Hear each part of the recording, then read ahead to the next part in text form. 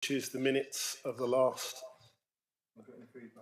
Someone's got the speaker on.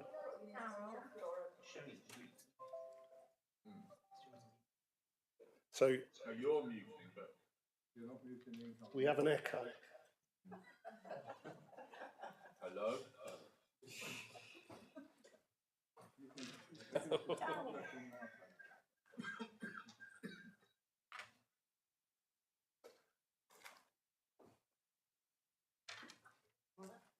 Is that going to be okay? Oh, right.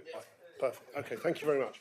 So agenda item number 1, which is minutes, to approve as a correct record the minutes of the meeting of the council held on the 14th of July 22. Do I have a proposer? Councillor Brown, and seconded. Councillor Baldwin. And all those in favour? That's clearly carried to the minutes. Thank you, Chair. Thank you. Agenda item number 2, urgent business. There are no items to be raised under urgent business. Agenda item number 3, exempt information. There may be a need to divide the agenda on the issue over the Freeport, should members wish to discuss Appendix C to F. So there are some contents in Appendix C to F which might require us to divide the agenda. However, if members are aware of that, it may be that it's unnecessary for us to divide the agenda later on, but should we come to it, I'll deal with that at the time. Item 4, declaration of interests. I would invite members to declare any disclosable pecuniary interests, other registrable interests and non-registrable interests, including the nature and extent of such interests they may have in any items to be considered at this meeting. Do any members wish to declare an interest? No, thank you. So we move on to agenda item number 5. Now this business being brought forward by the chairman, this being the first meeting of the full council since the passing of Her Majesty Queen Elizabeth II, I would invite members to join me in a minute's silence. It also is the first meeting since the passing of Councillor Simon Wright and Christine Ramsey, who were previously on the council as well. So during the minute's silence, I would also suggest we recognise the contribution that they made to this council during that time. So if members would like to stand for a minute's silence. Thank you.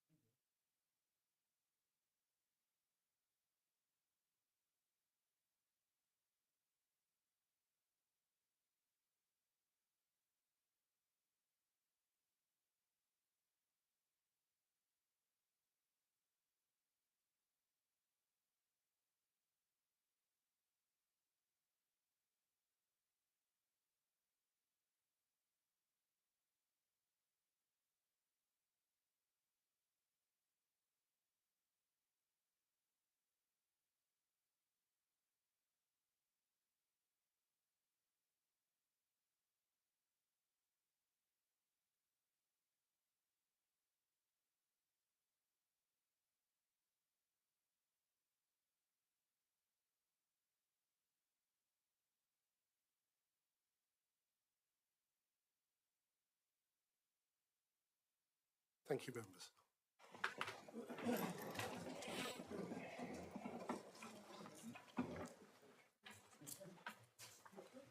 We move on to agenda item number 6, the waste and recycling service update.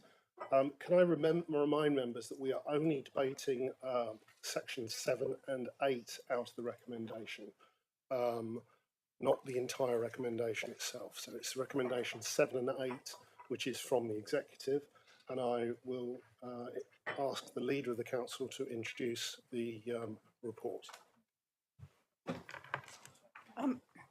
Thank you, Chairman. I was only going to say what you've just said, so I'm now going to pass over to the to the lead member for waste. Councillor Baldwin. Thank you, Chairman. Good afternoon, members and officers. I am, as has been suggested by the leader and the chairman, we're going to talk about items 7 and 8 in the recommendation, which is the matters appropriate for full council.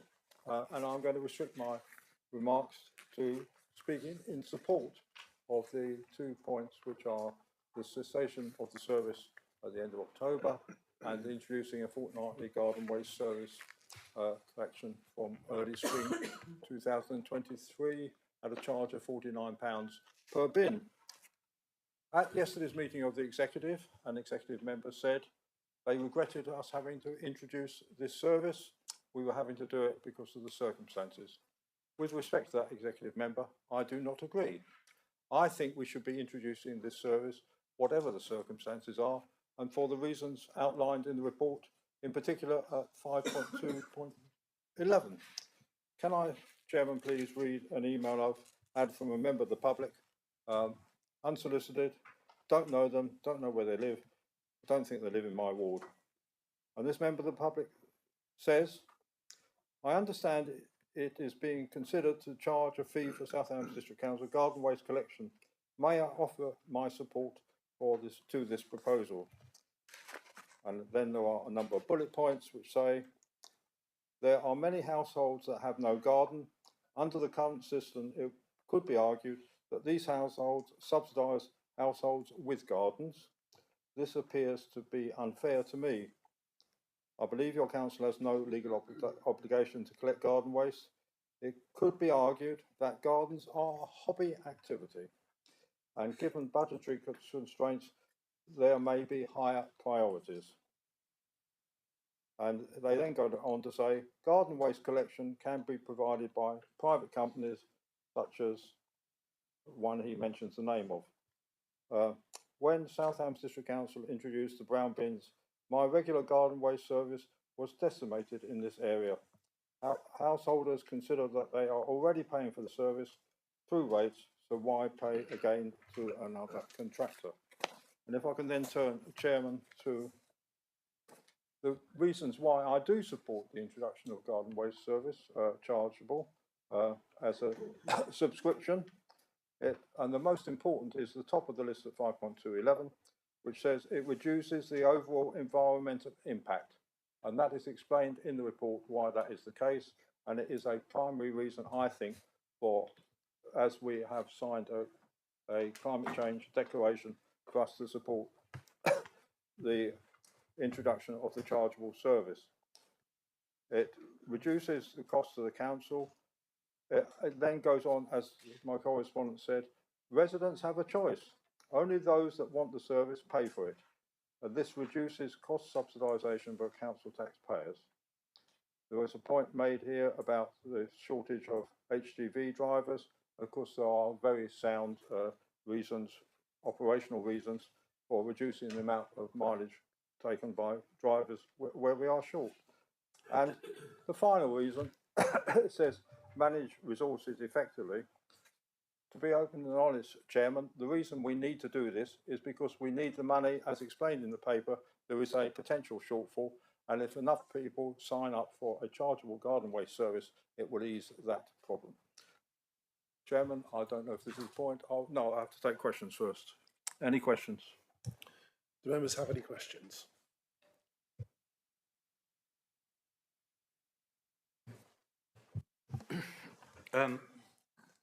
Yesterday afternoon, I received an email from a resident, and my question is, how do I respond to this email? So I'll just read out the relevant parts of the email, and it says, when you are discussing this tomorrow, this being the matter of the brown bins, it says, when you are discussing this tomorrow, please will you consider the disabled residents who are unable to carry garden waste to the collection centre. At the moment, I have a collection from my house in Totnes, but if I have to pay for this, it will not be possible to afford on my small fixed income. There will be many elderly and disabled people in the same situation, I expect. I compost the possible, but some things just have to go into the brown bin. I also want to know what I should do with the garden waste from October to April next year. So my question is, how do I respond to that email? And can I also say I've received several other emails that have make the same point. Councillor Aldry. I will add to what I said before. I too have had many emails and many comments on social media with people who are disgruntled. Nobody likes paying for additional services. But the reality is it is an optional service. They do not have to use it if they don't want to. There are commercial companies available. There will be other means of getting rid of it. I would encourage, as your correspondent has said, Councillor Birch, people to do as much composting as possible. It is a service which is being made available. If they don't want to use it, then they will need to find other means to dispose, and I would seriously encourage they composted. Over and above that, of course, we are trying to encourage community composting schemes. I am disappointed that only no applications have been made for the scheme we announced in April. On the question of what they do with their waste between October and when we introduced the service in the spring, of course, everyone had the same problem last year when we were forced in a hurry to suspend the service, and they had to keep their garden waste or find other means of disposing of it until the service was reintroduced last March. This time, because we are giving 4 to 5 weeks notice, it is much better than when we started last spring, last August, and suspended it. Do any other members have questions?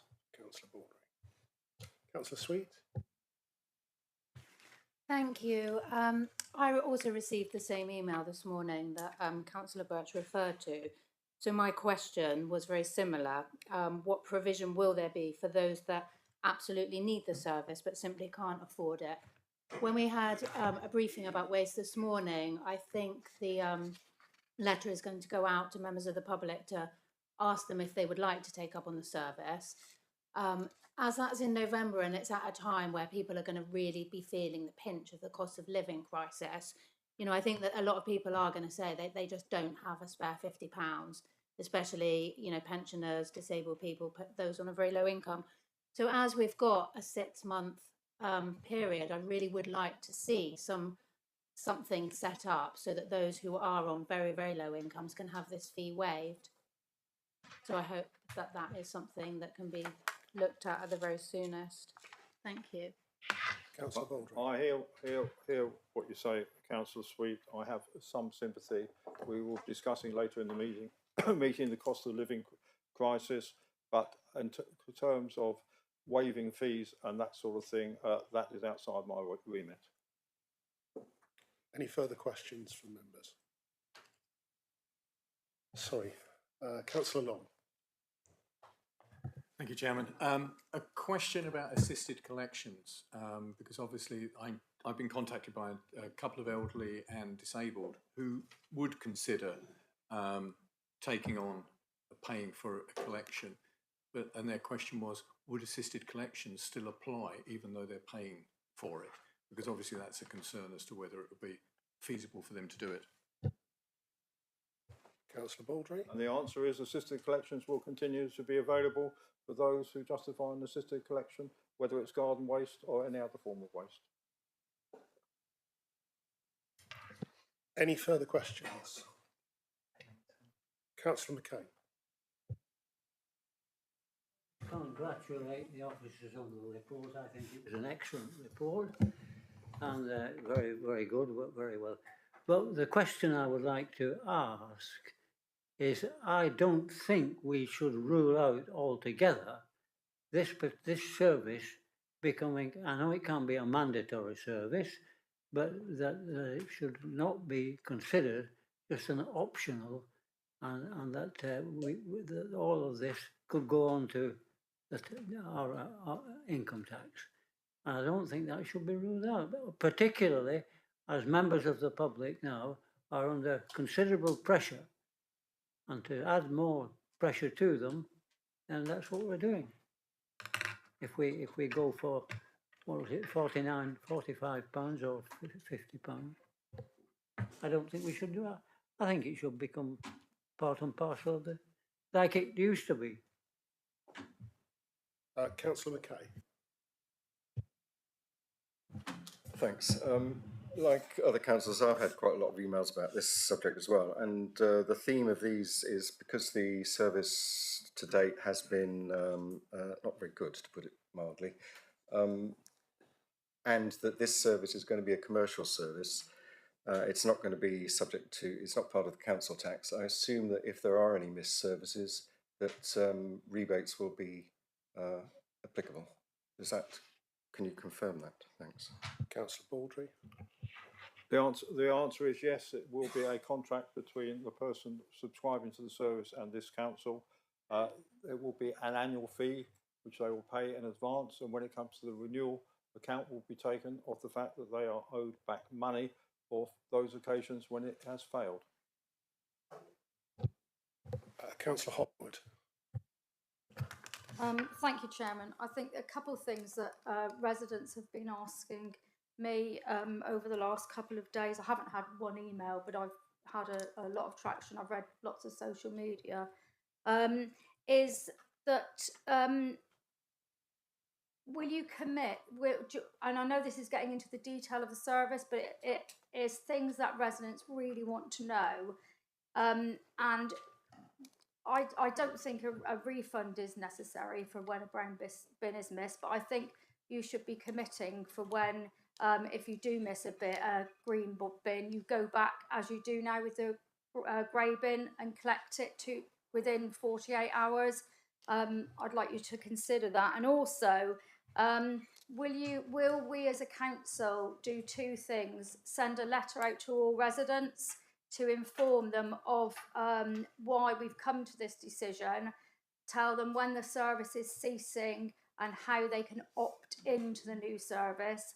And I think residents would be happier, if that's the right word, if there was a mop-up in December. So if on your last brown bin collection in October, your brown bin is missed, can this council give some sort of assurance that during the first couple of weeks of November, we as a council will go back to those residents and do a mop-up so no resident is left with a bin full of garden waste that's been left from the end of October. So in other words, mid-November, all residents should have had their brown bins collected and emptied. I just think it would take a couple of weeks mop-up, and I think it would give residents some peace of mind. Councillor Baldry. The answer to all Councillor Hopwood's, except the mention of December, is yes. There will be a letter sent out to all residents explaining the circumstances and the background and inviting them to subscribe to the new service should they wish to do so. After the final collection, if any bins are missed, then we will go back, not in December, but within a week or two to make sure that they are all collected and emptied. And the final point, Councillor Hopwood, was? Oh, the final point, Chairman, was will you go back if a bin's missed? Yes. Instead of a refund, it would be better if you Oh, did no, like no. the grey Yeah, bins. once the service is introduced, it is a contract service. And yes, if it is missed, we will go back within 2 or 3 days and make sure it is emptied. Councillor Thomas. Thank you, Chairman. As he's my ward member colleague, I have actually given Councillor Baldry this question already in the interest of getting a lift home, but I think it's probably important that I ask it because it might well apply to other members as well, and I'm going to follow the lead of other councillors and read directly from an email that I received from a resident. Please forgive her cynicism in the opening sentence. They're her words, not mine. I feel that the decision has probably already been made, so the one thing I urge you to ensure is that the council should make very strict rules about bonfires, as I can virtually guarantee that there will be many that will not want to pay for brown bin collections and decide to have bonfires instead. As far as I'm concerned, this antisocial behaviour is worse than having all our waste going to landfill and is very bad for the environment. So my question of Councillor Baldry, or maybe of officers, is do we have the requisite powers to consider that as a possibility? Councillor Baldry. I shall let officers answer if they wish to do so. On the first point made by your correspondent, the decision has most certainly not already been made. That is why 4 councillors are discussing it today and why we are by no means certain which way the vote is going to go. It is up to members of this council to make the decision today. It has not already been made. On the question of bonfires, I think the present regulations which exist are sufficient in terms of nuisance where bonfires occur. The problem has been, in the past, in my opinion, we have not enforced it properly and made the proper investigations where a nuisance has occurred I know that is a problem of resource within environmental health, but if officers want to say anything further, there's nobody here from environmental health, I allow them to do so. Can I ask Mr Powell if he'd like to comment on the issue of potential increase in use of bonfires? Apologise to Mr Powell, I didn't see him there. No problem, thank you, Chair. I think Councillor Baldry has captured it pretty well. There are powers under statutory nuisance to deal with bonfires. The odd occasional bonfire wouldn't amount to a statutory nuisance, but frequent bonfires impacting on the amenity of residents certainly would, and we would take action under those powers through our environmental health team. We also have powers under antisocial behaviour as well, which we could look at should that become a recurring problem. Thank you, Chair. Councillor Foss. Yeah, thank you, Chairman. Yeah, well, it's a question. I mean, will we have somebody available for the weekend to monitor these bonfires? Because if anybody really knows, like I do, the time to have a bonfire is late Friday night or over the weekend when everybody's off on the weekend off. So that's probably why it's not a very successful thing keeping people from using bonfires. Councillor Baldry. You're straying Councillor Foss, you're straying beyond my remit. The staffing over the weekend is not a matter I have any control over. Councillor Hodgson. Thank you, Chairman. Yeah, just on the thing of bonfires, I should think by the 5th of November people might have stored up a little bit if it hasn't been collected. So that's something you might need to bear in mind, and it might be an opportunity to put a message out then.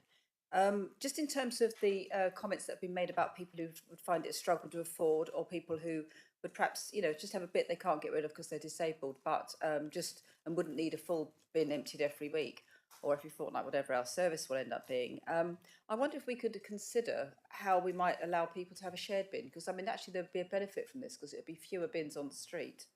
So if there's a, because I mean, some people perhaps, would only have a sort of like one thing of grass, or a few dead heads or something to get shot off. And I just think that maybe that could be a consideration. I don't know if that's been considered, Councillor Baldry. It's not something I've heard about, but it might be a compromise. Like you, I don't know if that has been considered, but what I think you are describing is a mini community compost scheme, which we are supporting. The worry I have about any shared facilities for any sort of waste is the risk of contamination. And when the bin is contaminated, how you then judge who is the person who's done the contamination. But Councillor Hodgson, everything is being considered, and I'm sure the officers have made a note, and they may want to reply to you outside the meeting. Thank you. Councillor Snowden. It is working. Thank you, Chair. Yeah, I mean, nobody disagrees that this is a difficult decision to take, and in some, in some circumstances, it's going to be seen as an unpopular one. But we've got to realise that South Hams is currently the only Devon district which provides a free garden waste service. Within our papers here, there's a list of all the other districts, and I don't have the figures, but I suspect that that must account for somewhere between 500,000 or 750,000 people across Devon who don't have access to a free garden waste service, and they seem to be managing reasonably well. As I say, it's a difficult decision to take, but as we all know, we've agreed to take the waste service back in-house from a few weeks' time. The responsibility for funding that and running that will lay fully and squarely in our laps. And if this is a measure which we need to do in order to get that service running and get it running properly, then so be it. Thank you. Councillor Spencer.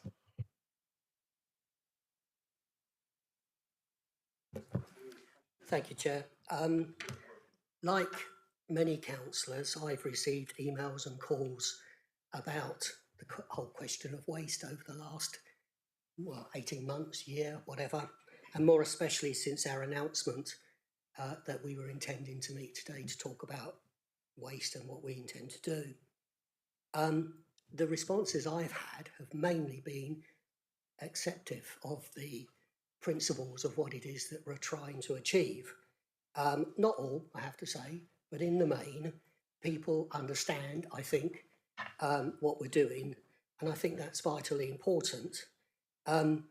Without exception, the phone calls and the emails have asked individual questions of me as a councillor, most of which I haven't been able to answer, but some of which I can now answer, following briefings and so on. So that leads me to the point, and the point is, I think it is imperative, essential, that we communicate what we're doing, not just a single letter saying that we're going to do this at the point in which we're going to do it, and seeking people to join the service, but at all points in time, when we do something, regular bulletins, regular updates, communication with residents, to my mind, is the key to getting residents to accept what we're all trying to achieve. I think we are all singing from the same hymn sheet, and I think that communication process is vital. So my question is, can I ask those who are responsible to communicate regularly, truthfully, telling people what's going on, what their expectations are, so that we can manage the expectations. And a good way of doing that, I would suggest, is through ward councillors, so that they can be seen to be involved in that communication process. That's it, really. Thank you. Councillor Baldry, could you inform members of the communication process? I agree entirely with what Councillor Spencer says. We need to communicate thoroughly through all means available. Mrs Crocker and her team and the lead member, Councillor Hopwood, are fully across this. In the project plan for the service, we will be communicating with members on a regular basis, with towns and parish councils, and as has already been mentioned, through a letter to all residents, and we will update through all parts of the media what is going on, the reasons we have taken this decision, and any changes and variations which are necessary as we go along. I'm entirely on the same page as Councillor Spencer. The resource we need to put into this is across the board, but includes especially, I think, communications. Do members have any further questions? Councillor Pennell? No, I just felt we were veering into statements rather than questions, and I was just checking where we were. Thank you. Councillor Hopwood?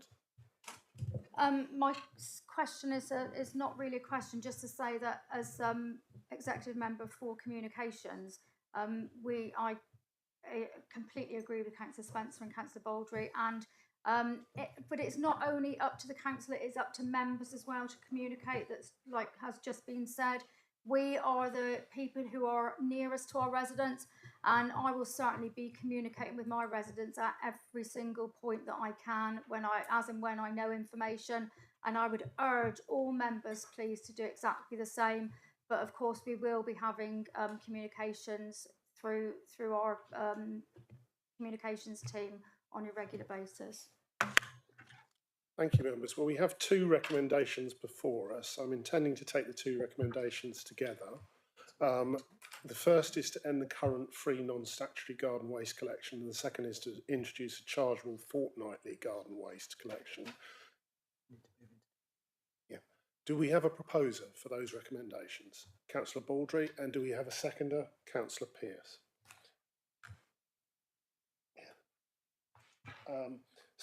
I would move to the proposer for the right to introduce the proposal. I'm not going to say much more than that which has already been said. Can I just correct one thing? We get sloppy sometimes and we refer to the garden waste service as a free service. And of course it is not a free service. People pay for it through their council tax.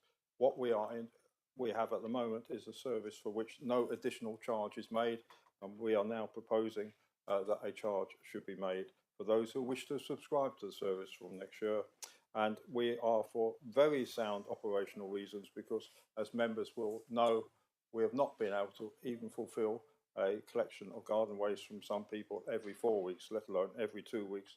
And that, in order that we can catch up our resources and transfer them into getting the service right, that is why we are proposing to members of this council the suspension of the service from the end of October as a catch-up means, and then we have a completely clean sheet before we start the new subscription service in the spring.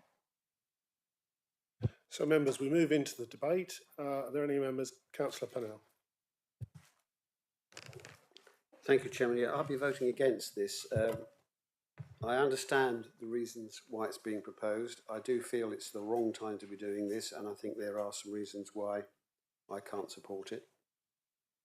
I think a lot of my residents will feel that they are being penalised for the failures of this council over the entire waste scheme. They feel that they've had a terrible service, particularly with the brown bins, over the last couple of years.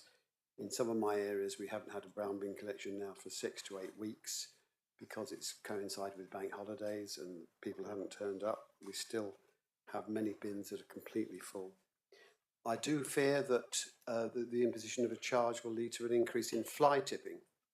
And I think we have to take that into account, and we have to do what we can to try and prevent that. And if we are going to go, if the council decides to go ahead with it, I think we need to put some educational material in about garden composting, so we encourage as many people as possible to compost. But one of the reasons I'm against it is that it doesn't seem fair that people who, as has been said, are elderly, infirm, on very low incomes, are going to be charged the same as somebody in a very wealthy area with as Councillor Spencer's residents might be happy in his area, but I know there are certainly some in my area who would not be happy with this charge. As somebody has written in an email to me, it would be less fair to lower band and single person households, representing a 4.8% on top of band A council tax for one person in this parish, but only 1% on top of a band H for 2 or more people. This penalises most of the households least able to afford this change.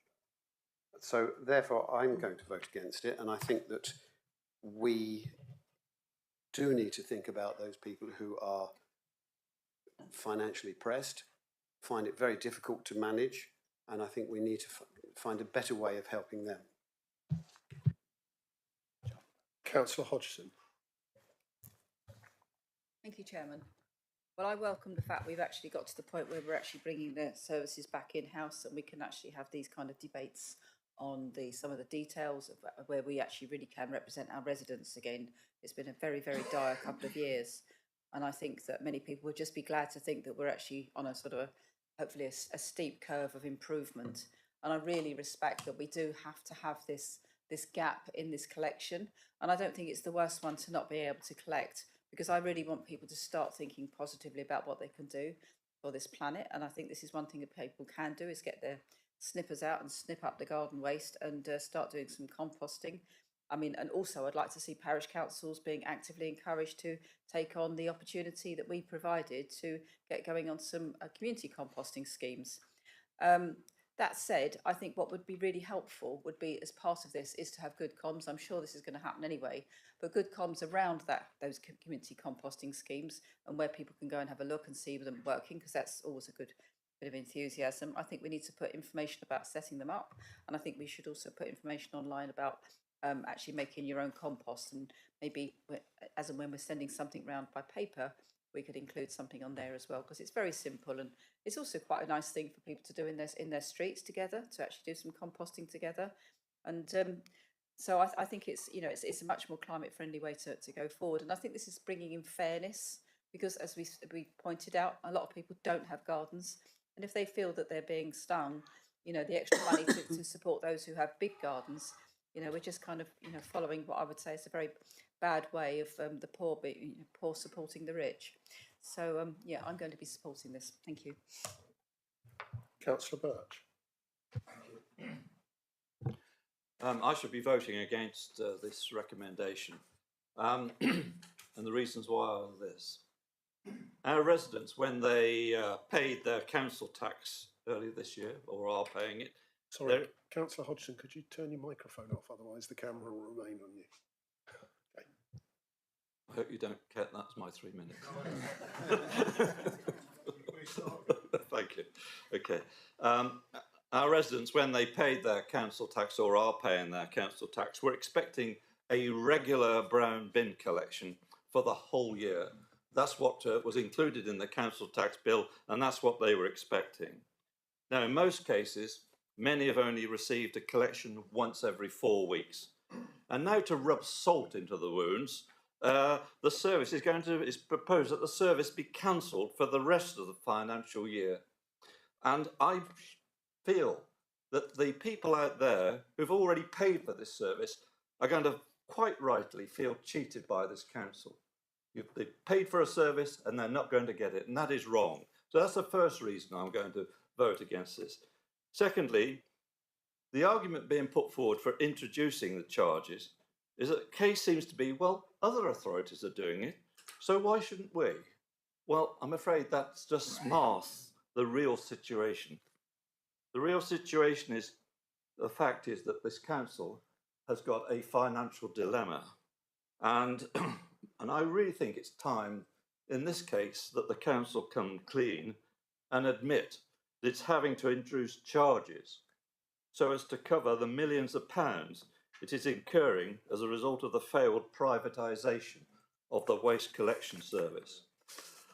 From the figures provided in the report before us, I estimate that the additional cost to this council that it will incur until the spring of 2027 as a result of this fiasco will be in the region of £8 million. Now, this is disputed by the administration, and yet it is not prepared to provide a full, open financial report to members that can be shared with residents.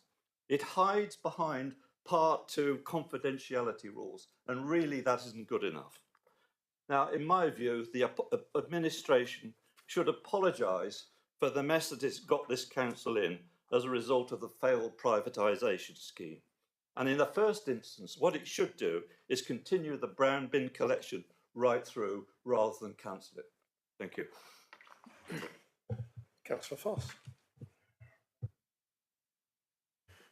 Thank you, Chairman. Yeah, I've heard some stuff in my past, but I don't agree with that at all. Why should I or any other member pay for the brown bin collection when they don't have one?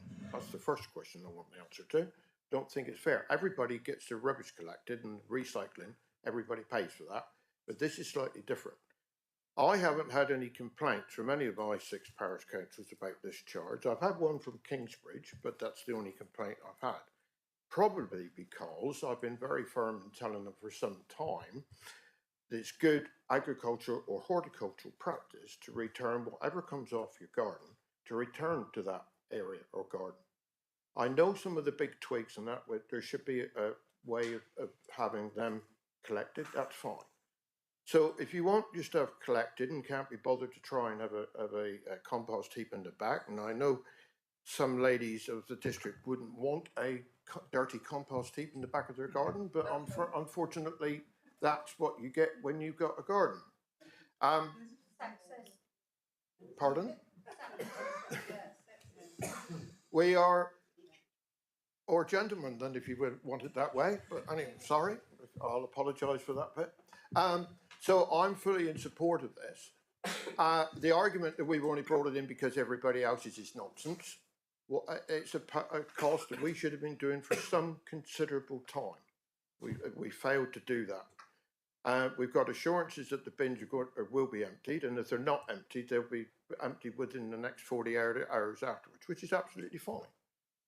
But to try and throw this back at what's been a failed process in the past and all the rest of it, it's a nonsense. It should have been charged for a very long time and should have been done a long time ago. Thank you. Do any other members wish to comment on the debate? Councillor Sweet. Thank you. This is actually partially a question that I forgot to ask earlier about Christmas trees. I don't think we had a Christmas tree collection for the 2021 Christmas trees, and will that be reintroduced this year, and will that be free regardless of whether you just subscribe to the green waste collection? Personally, I will be supporting this. I think that we absolutely need to be looking forward at this point. We are where we are, and the charge is far from ideal, but I do feel positive about moving forward. You know, within the council's plans, I feel that actually having the break for a few months to really try and get all the rounds, all the missed rounds, all the problems with the areas that are still on bags, you know, having all of that sorted out in this interim period is actually quite a wise move. You know, and I really look forward to the full improvement, including community composting moving forward. I think there's been some excellent comments made about actually having these interim periods for people to look at different ways of getting rid of their green waste in their own space, and people really seeing what their own gardening can achieve for the environment on a wider scale. Thank you. Councillor Baldry. Shall I just deal with the Christmas tree question now? Of course, there will not be a garden waste service this Christmas, and therefore Christmas trees will not be collected separately. And I think it's one of the options open to us to still reconsider. But my view is that we should not have a separate Christmas tree collection. I'm not very keen on Christmas trees anyway, because I don't think it's a good idea for the environment and so on. But I don't think there will be a separate Christmas tree collection. Councillor Brazil. Yeah, thank you, Chairman. I've listened to the debate, and obviously, you know, I hear what Jackie and Joe have said about the fact that they'll be supporting it because they believe that this is a way forward. And perhaps my major concern about it is that rather typically, unfortunately for South Hams, we are punishing our residents before we actually do some of the good things that we should be doing. And let me expand on that when we talk about the community composting. And it's absolutely right that this council has put aside a lump sum of £200,000 to support community composting. And I agree with that. I think that that's a great thing. But what this council has failed to do is to be a leader, a community leader in that respect. We have assets teams, we have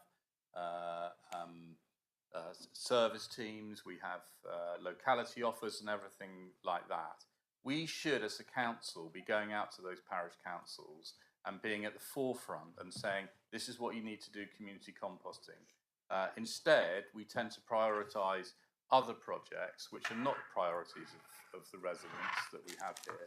Whereas, as you know, I agree that the community composting could be make a massive difference to a lot of people, and indeed make the whole idea of a brown bin collection redundant. So I have to say I am torn between this. I do agree that, you know, as my colleague John has said, that the reason why we find ourselves in this position is because of the failed privatisation of the waste collection service. And what upsets me the most probably is that we, as a council, looked at how we were going to deal with our waste collection as far back as 2015, 2016. And we have missed a massive opportunity for those last 5, 6, 7 years to come up with solutions to how we collect our waste, which is, after all, the main service that we provide as a council, or not be as the case has been, but as a council, and that we should have come up with more innovative and proactive and bespoke schemes to deliver the services that our residents deserve. And so I find myself in the position, I understand why we might charge for collecting garden waste, but I feel that we're doing it out of step, that we need to give something to our communities first and say, you know, here is another option that means you won't have to pay. Here is a system that you can introduce that means you won't have to pay, rather than initially bringing in that charging before we've actually done all the groundwork behind to give them those opportunities of coming up with other schemes. So I think I'm absolutely delighted that we've got rid of the contractor and we're bringing it back in house. We should have done that a long time ago. But I do understand that there are implications to that and how we pay for the new service that comes in. So it's a very finely balanced decision in my view. And I just get the feeling that we're doing it the wrong way round, that we're not giving enough before we take from our residents. Thank you. Councillor Holway. Thank you, Chairman. I welcome this move. I think it's going to help with recycling of our garden waste, which is going to go towards combating climate change. It will encourage people to compost at home. I'm sorry we're a bit slow, but we are going to be working with Sustainable South Hams.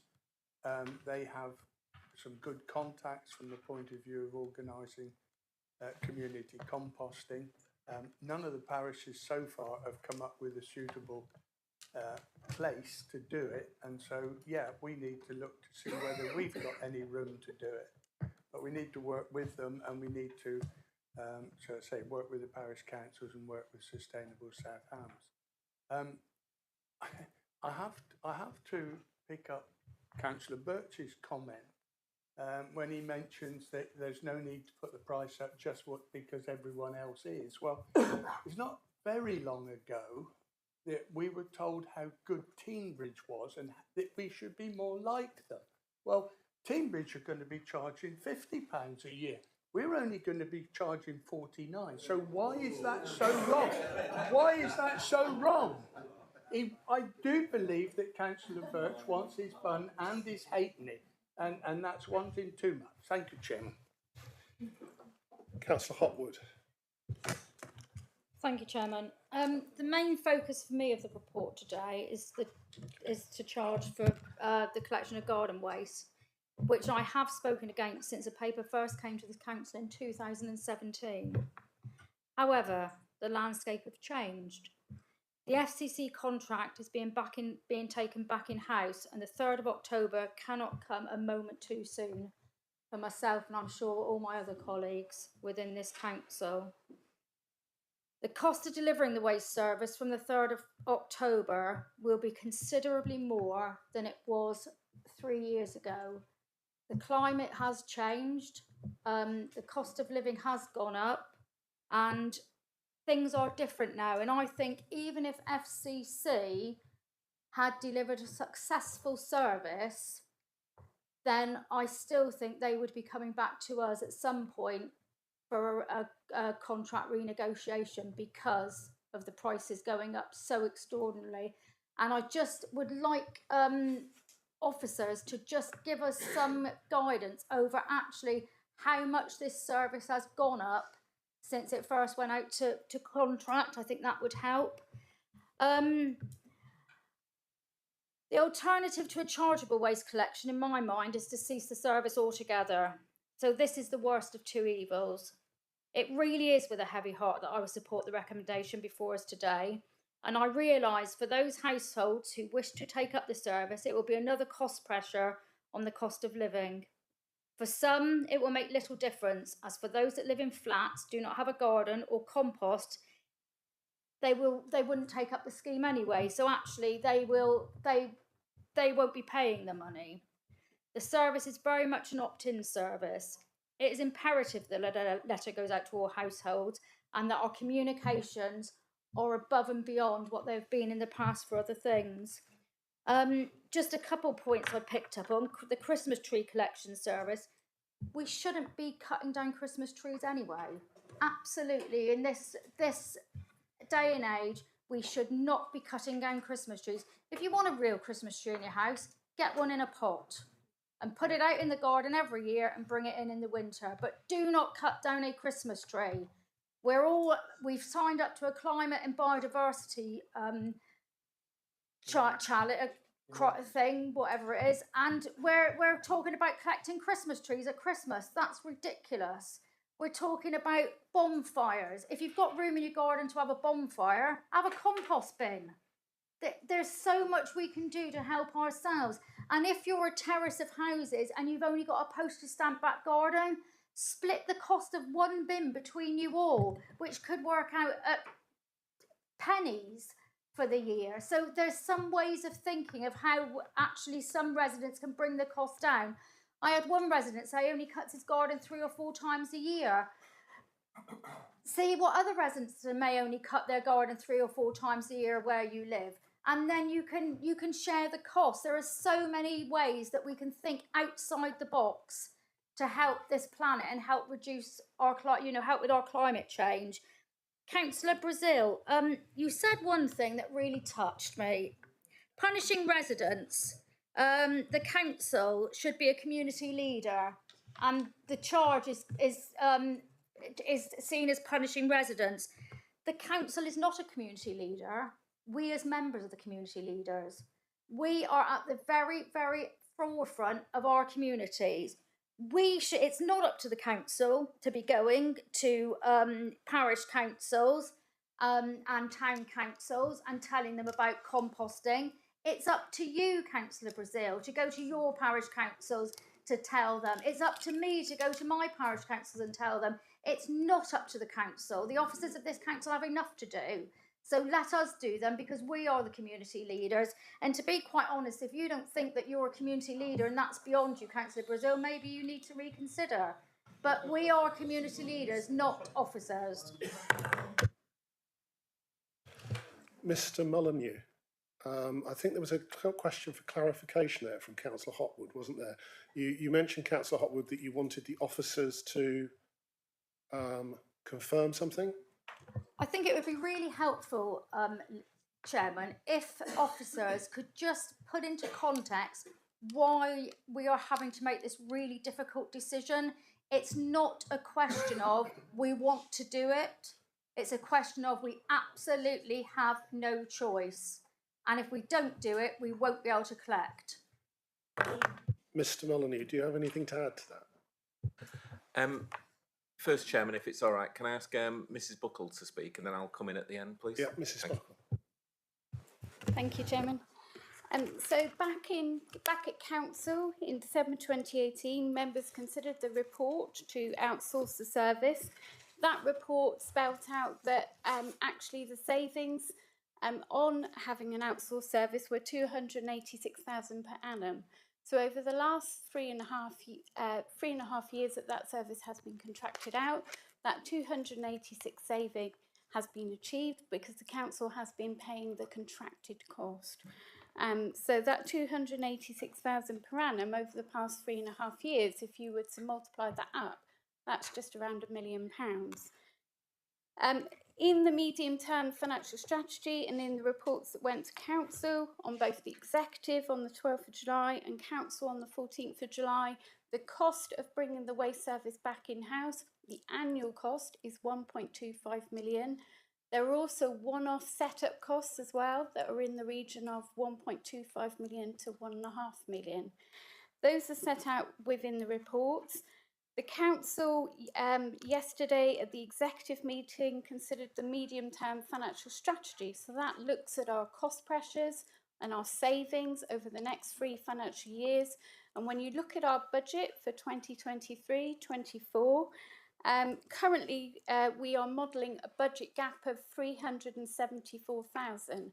Now again, all of the figures within that medium-term financial strategy are based on modelling. If you were to model a charged garden waste service at £49 per household and a modelling of 25% take-up, that would generate income of around 575,000. Now, if the council does not charge for that, then your budget gap would increase from 374,000 to 950,000. Because the council has to identify ways that it's going to pay for the 1.25 additional cost.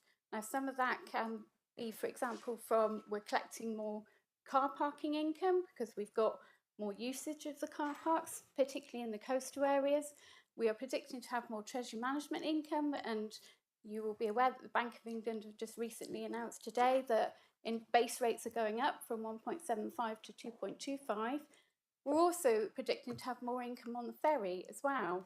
But there are other cost pressures in there in the medium-term financial strategy. And when you put all of that together, that modelling shows, as I say, the budget gap of 374, but that would increase significantly to over 900,000 if there isn't a charged garden waste service. Thank you. Mr Molyneux.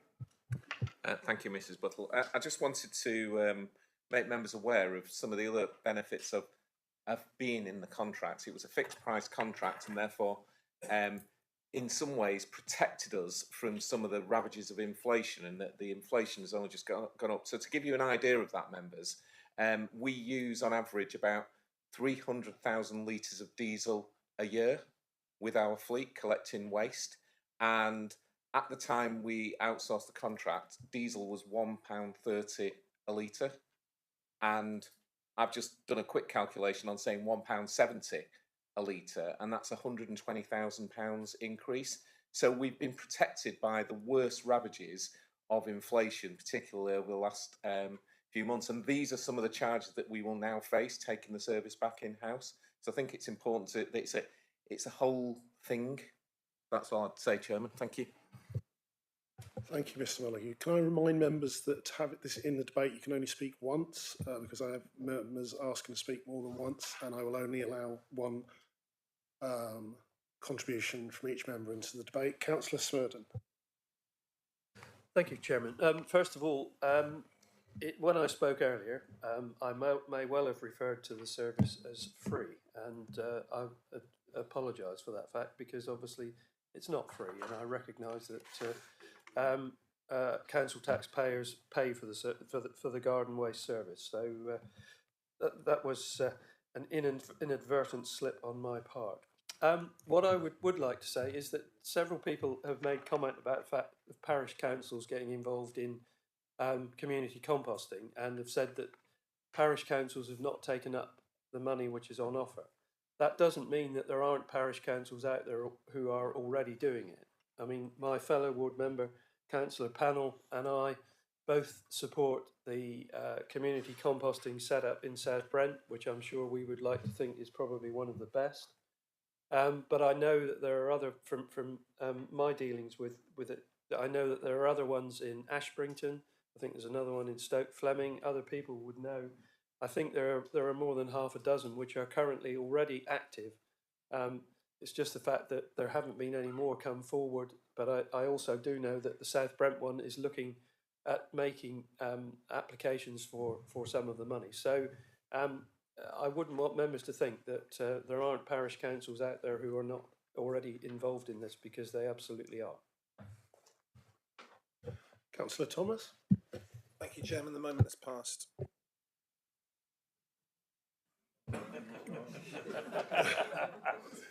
Councillor Pearce.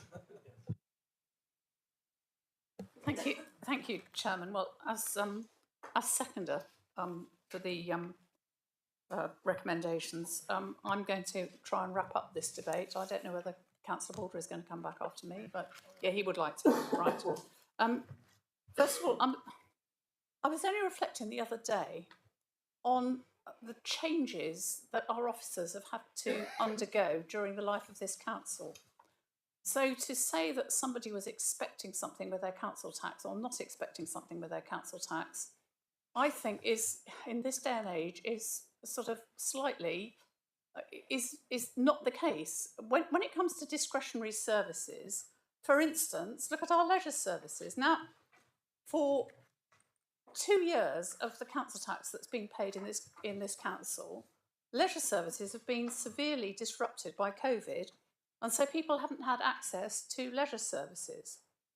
When I look at extra things that the officers have had to do that nobody paying their council tax would ever have imagined that our officers would have been doing, there are all the grants they paid out, both to help individuals and also to help businesses during the COVID crisis. Now, who would have thought that our officers would have had to deal out hundreds of thousands of grants, because that's what it amounted to, particularly the business grants. So when people pay their council tax and their business rates, what I'm thinking is, do they really know what they're paying for? Because I don't think that a lot of people have any idea of the detail of what they're paying for.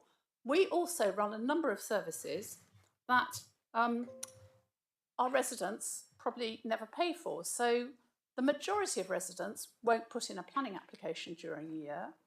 The majority of residents won't have a call on our housing or homelessness services. And I dare say the majority of residents won't have anything to do with environmental health either. So we are running a number of services that some people use and other people don't use. And I think it's become apparent that a lot of people don't use the garden waste service for various reasons. Either they compost, or they don't have a garden, or they don't need it.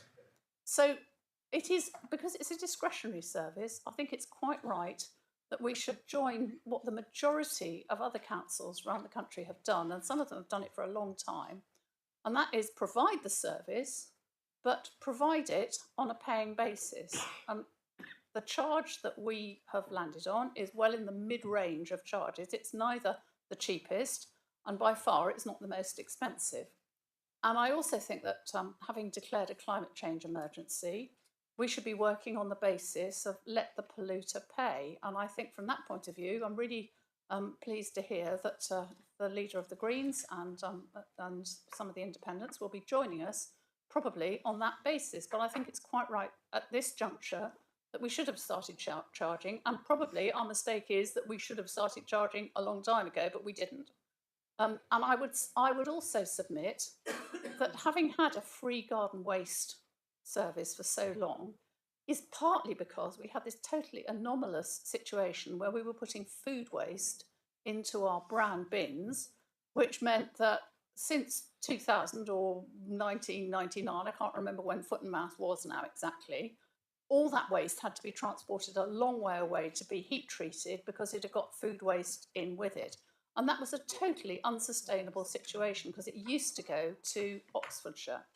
Now, since the food waste came out of the brown bins, that was the moment when we should have said, we need to charge for this. But because of all the other disruptions, it just wasn't on for that at all.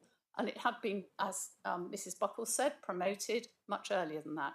So I definitely think this is the moment, given the problems we've had with garden waste, to start charging so that we are able to give the people who want that service a decent service. Thank you, members. In conclusion of the debate, I'd go to Councillor Baldry as the proposer. He has the right to conclude the debate, and then we shall move to the vote. Thank you, Chairman. Thank you, members. I think this has been a very good, well-rounded debate with points made on all sides in a sensible and articulated in a reasonable manner. So I thank all members for that. With permission, Chairman, I will just do the courtesy of dealing with some of the points which have been made in the debate. Councillor Panel mentioned fly tipping. Of course, there is always a risk of fly tipping. It may increase, but if it does, then I think we will depend on the usual means of prosecuting those who fly tip, and I'm sure localities will be listening and will be involved in that. He mentions people not being able to afford to pay for the service. As a Liberal Democrat, I have enormous sympathy with the less well-off and their problems, but I do not actually know of a way in which we can means test in order to vary the cost to people paying for it. I totally support what Councillor Hodgson said.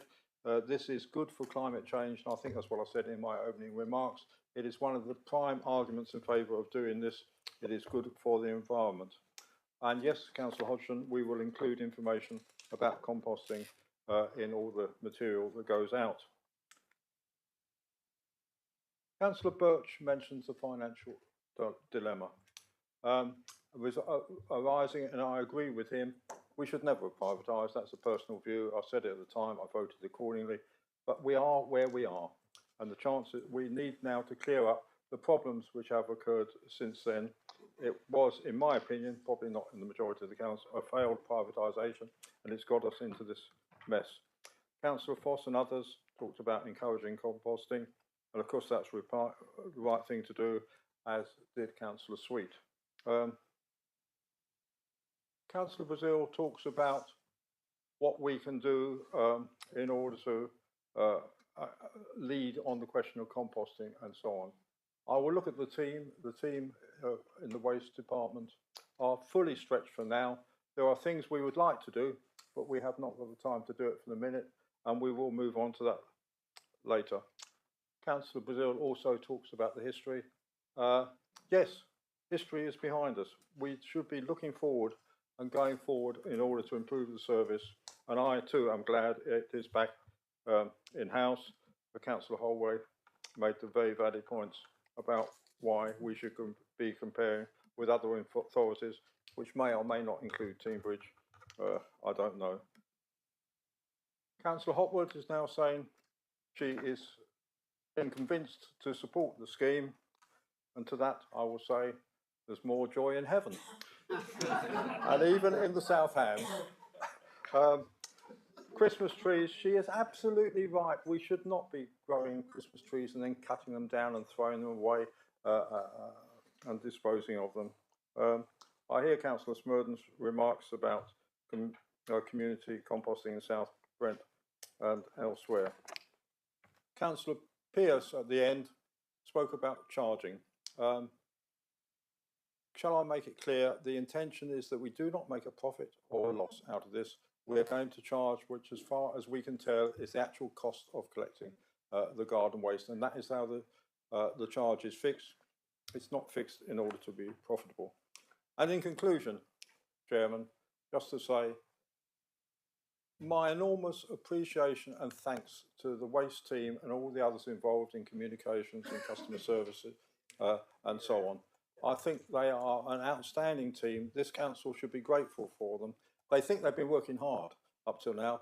They ain't seen nothing yet. It's going to get worse. Thank you all. Thank you, Councillor Baldry.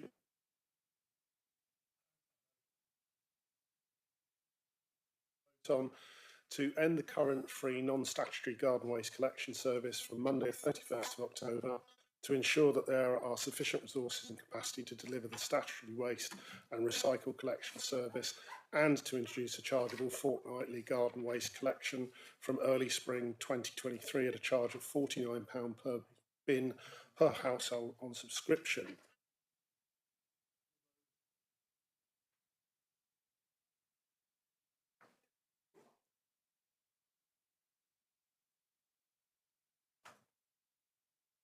That's 22 in favour. Thank you, Chair.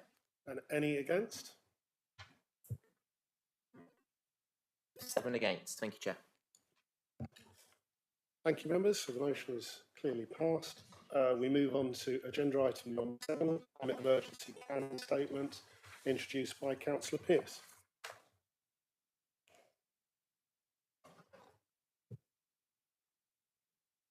Thank you, Chairman.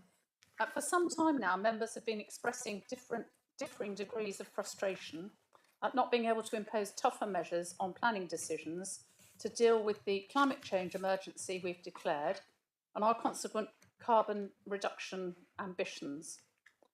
Unfortunately, the process involved in either adopting or amending policy in the JLP is fairly laborious and a somewhat lengthy process. So we've taken an interim measure by introducing this climate emergency planning statement. Whilst it will not have the full force of policy, it will be a material planning consideration. We believe that there is a considerable amount of legislation and case law to support its aims, and these are set out in Appendix 1 to the document, starting on page 47 of the agenda papers. This is then an interim measure until the 5-year revision of the JLP takes place, due in 2024. The requirements are set out in Appendix 2, mitigation measures, and Appendix 3, adaptation measures. For ease of use, the statement has been primarily designed as an interactive web-based tool, and it will direct people to the detailed mitigation measures required for residential and commercial development and the adaptation requirements for all development types. Once adopted across the 3 JLP authorities, the Plymouth and South West Devon Climate Emergency Planning Statement will come into force and be a material consideration in the determination of all new planning applications submitted after the 31st of October 2022.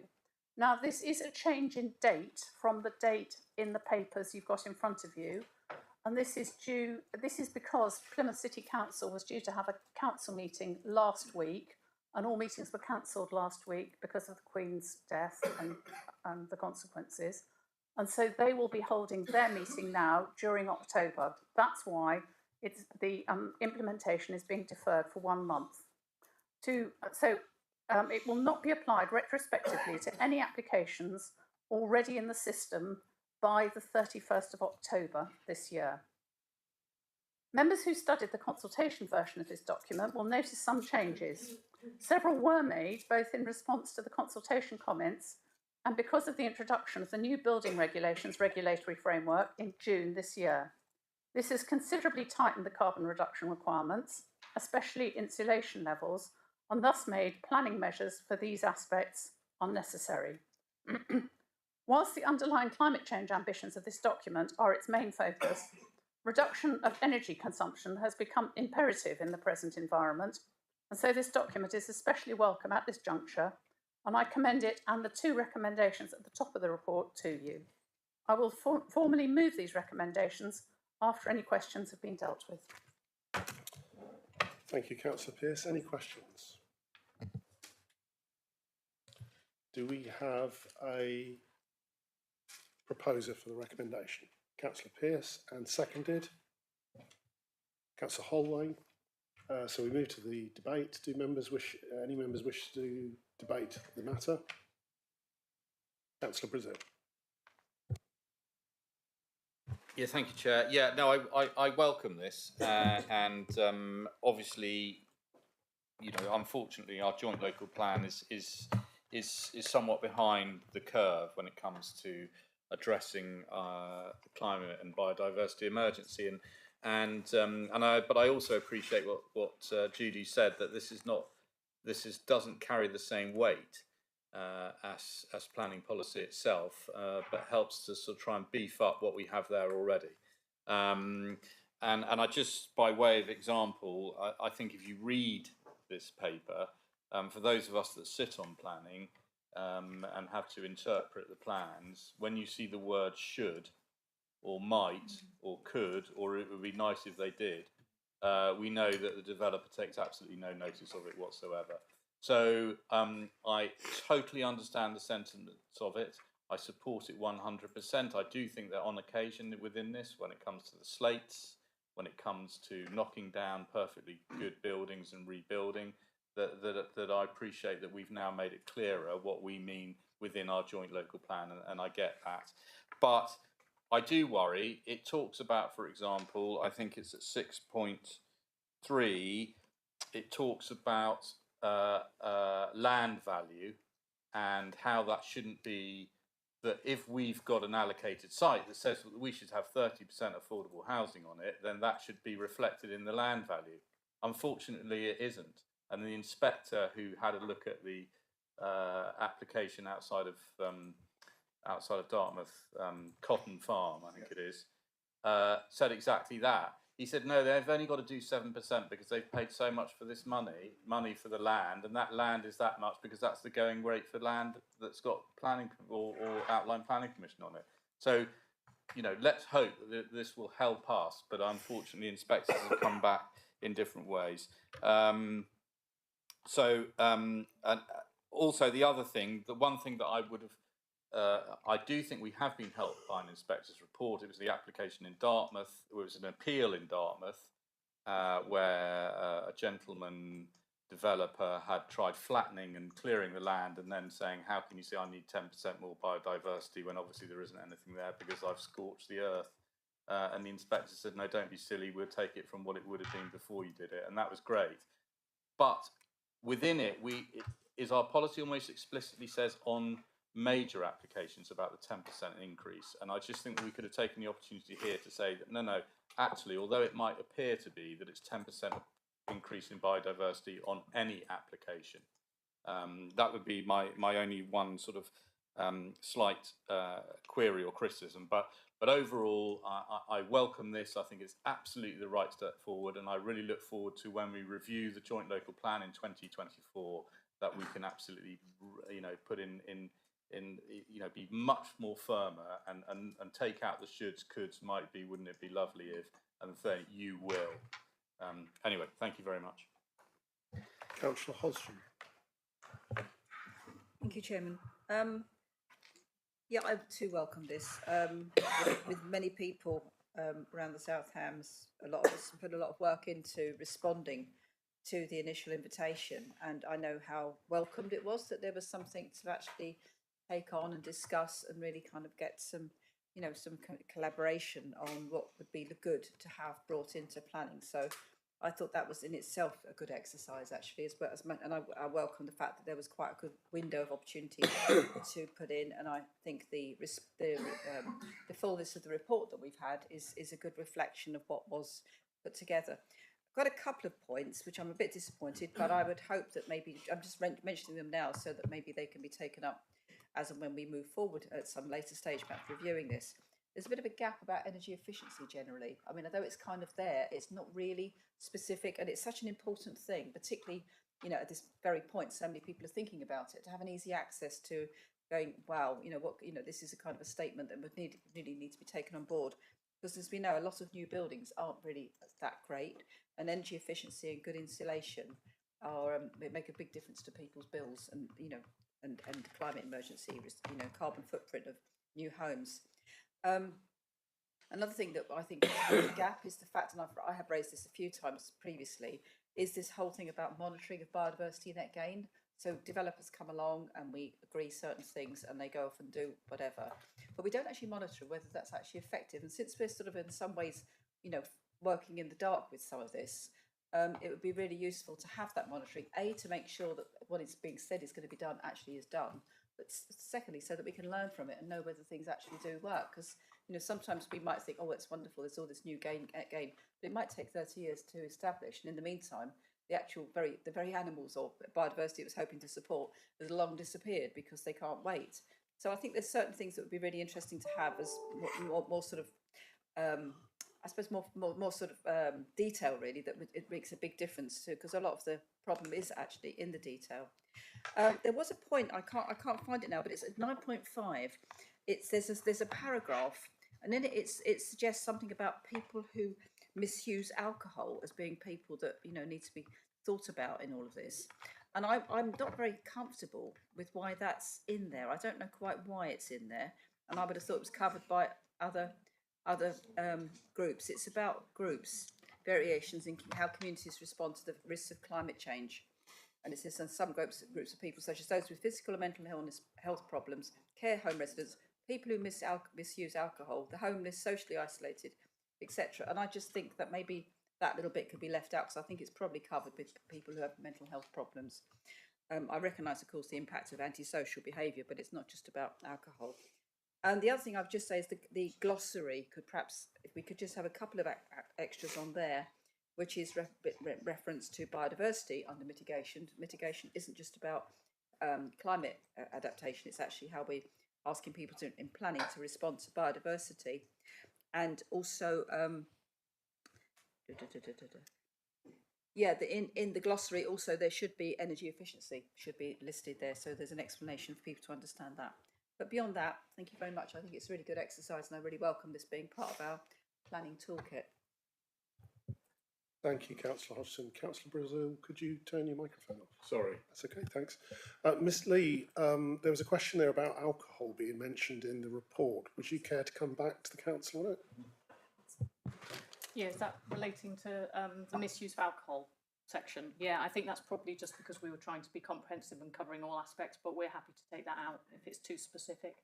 I don't think it's the idea is that we've considered the needs and the impact on all different types of residents across the whole of the area, and what's perhaps less relevant in South Hams might be more relevant in Plymouth, because this does also cover Plymouth, South Hams and West Devon. So it's the same report and the same document that's going to be adopted across all three authorities. I hope that explains it. Yes, Councillor Hodgson. Maybe just a comment about something around the wording of antisocial behaviour. Councillor Foss.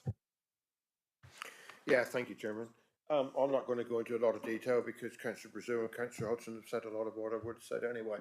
As chair of planning, or D&M as we call it, and the members, we've been frustrated at times with some of the applications we've had to deal with.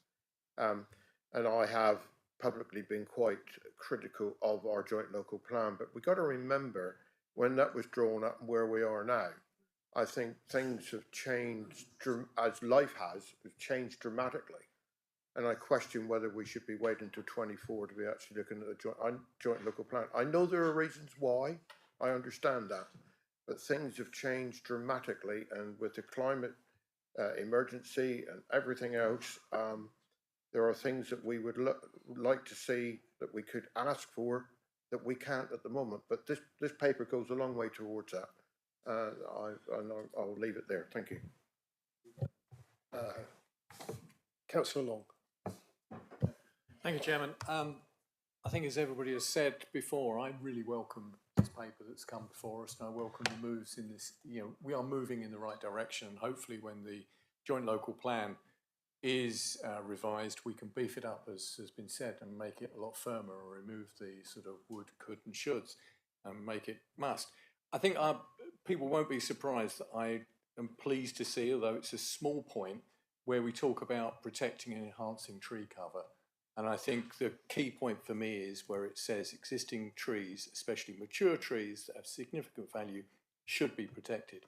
I'll question significant value, all trees, if they're mature and significant, have value.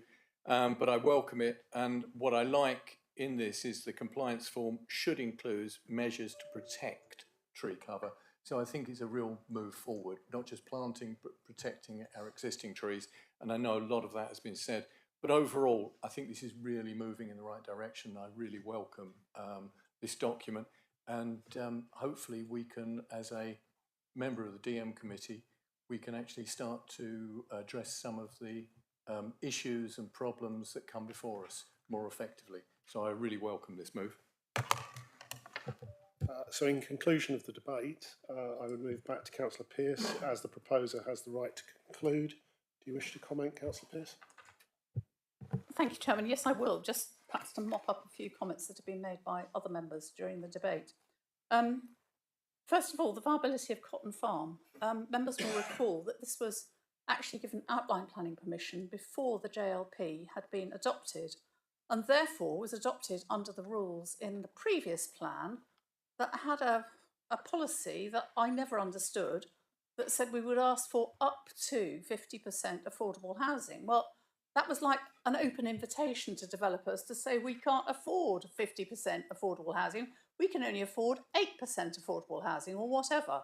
Now, anybody who wanted to put a site in the JLP had to say up front that they would give 30% affordable housing on their large site if they wanted to be included as an adopted site in the JLP. And so far, that has been maintained. And the reason is because we had a proper policy to do it with. Right. Councillor Hodgson, the energy efficiency, I agree with you. That's one of the things that's been taken out. But the reason it's been taken out is because building regs are now dealing with it. So there's no point in dealing with it twice. Because anybody who builds now, and in fact, this is retrospective, so anybody who has already got planning permission but hasn't started to build has to build to the regulations that were brought in June. And in fact, anecdotally, it certainly hasn't happened around here yet, but whole sites are going to have to put in new applications because the houses are so close together that the extra insulation involved in making the walls larger means that they can't fit the houses in on the sites now. So it is actually causing problems around the country. But as I say, so far it hasn't happened here yet. And as this is an online document, things like additions to the glossary, Councillor Hodgson, will be reasonably easy. So I think you can rest assured that we will catch up with those.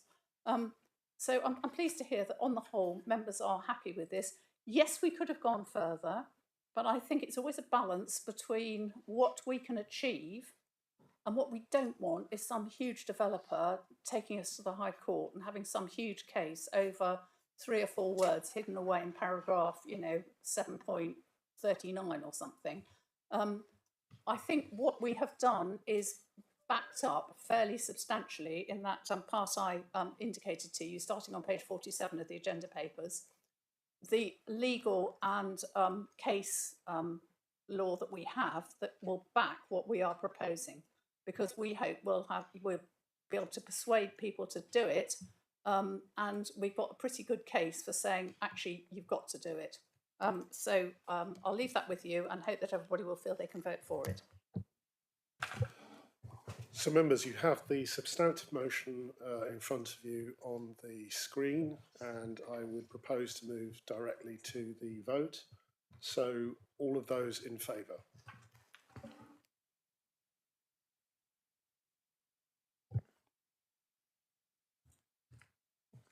That's 29 unanimous. Thank you, Chair. Thank you, members. So we move to agenda item number 8, which is the Plymouth and South Devon Freeport, and I would ask Councillor Baston to introduce the report. Thank you, Chairman, and thank you, members, for listening to what I have to say. I will refer, before I read out my introduction, I will refer to DLUC on several occasions, and an explanation of DLUC is that it is the Department for Levelling Up Housing and Communities. Members will be very aware of the Plymouth and South Devon Freeport, having considered 4 previous reports, the most recent to approve the principle of a CPO for Langage. I will return to the specific issue and the report in hand shortly, but first I would like to take the opportunity to share with you the latest update. Following a significant amount of project and legal work to demonstrate to DLUC that the Phase 1B land at Langage is deliverable against an ambitious but realistic timetable, DLUC have committed to designating the Langage tax site as soon as possible, and most probably in October. This is critically important as it allows Phase 1A delivery to start in earnest with the benefit of the Freeport economic stimulus package. That delivery will see the commencement of the first green hydrogen plant in the region, so crucial to the decarbonation of the transport sector. This represents a significant investment in the South Hams, Devon and the wider region, and is entirely aligned with the Freeport vision of low carbon, high skilled enterprise. Returning to the matter in hand of the proposals before you today, the report covers in much detail the legal and economic reasons why it is now necessary for this council to authorise the making of compulsory purchase orders for the land at Langage, shown in the red line plan. The council will, of course, continue to engage with the landowners and their agents, as they have been since October 2021, to seek an alternative negotiated outcome. However, it is now the time for the council to act by the making of the CPO to ensure this long-stalled allocated site becomes a reality. Now, that's my introduction, but I wanted to add further to that. The council, as I've stated, has previously supported the principle of the Freeport, and to today we are only discussing the authorisation of the CPO. During the past week, several members have asked about a misleading article that appeared in a national newspaper about the area for the Freeport. And Mr. Brooke has kindly obtained for me in the last few hours a statement from DLUC about that. And I'll read that out to you. Freeports are at the core of our levelling up agenda. And by delivering investment on specific sites benefiting from tax and customs incentives, they will create thousands of high-quality jobs in some of our most deprived communities. These sites have been carefully selected for their suitability for development by local authorities and key private partners, and sit within an outer boundary which sets the limit for how far apart they can be and roughly indicates the area that is expected to benefit most directly from the Freeport's economic impact. However, it is categorically not the case that the entire area has been earmarked for development or has special planning status. The outer boundary does not confer any special planning or regulatory status. Thank you, Chairman. Thank you, members. The recommendation is quite extensive. It is on page 73 of the agenda and goes through to page 74 and 75. Do we have questions regarding the recommendation? Yes, Councillor Smith. It's probably a question for Mrs. Buckle. Seeing as we are, or Mr. Brooke, seeing as we are actually, the focus of our attention is on the compulsory purchase order, which effectively means that the council will be taking over the land, or should take over the land from the landowner. How is the value of the land assessed when if a CPO happens? With your permission, Chairman. Mr. Brooks. Forgive me, I shall stand. I'll just start by saying that this is a sort of backup CPO process, so we intend to continue to engage with the landowners, and outside of the CPO process, it's my view that they will secure a better value for the land, and we are in a position to offer that because of the Freeport status and stimulus. But there is a regulatory process that the CPO has to follow. And to be honest, I could set out for you a lengthy process, but it requires essentially two surveyors, one representing the landowners and one representing us in this case, to agree the value and also any compensation that they would be due as a result of that CPO process. So it gets agreed essentially by two professionals. And it follows a very clear framework outside of which you can't go. I hope that helps. Councillor Hodgson. Thank you, Chairman. Yeah, I just wanted to know three things actually. One is, what are the current landowners' use in these lands that are proposed for CPO? In other words, is it just all brownfield site, or is it, farming land? I'd just like to know that. I'd just like to understand the anticipated legal costs of this CPO. I see that there is the anticipated cost of the land. It was one of them. We've only given one half of the equation. And the other thing is that, at previous meetings, I have asked about this whole process of the free, the free zone that's coming in and this whole project. And I was assured that we were only looking at sort of matters in South Hams. And I understand, of course, this is relating to South Hams as well.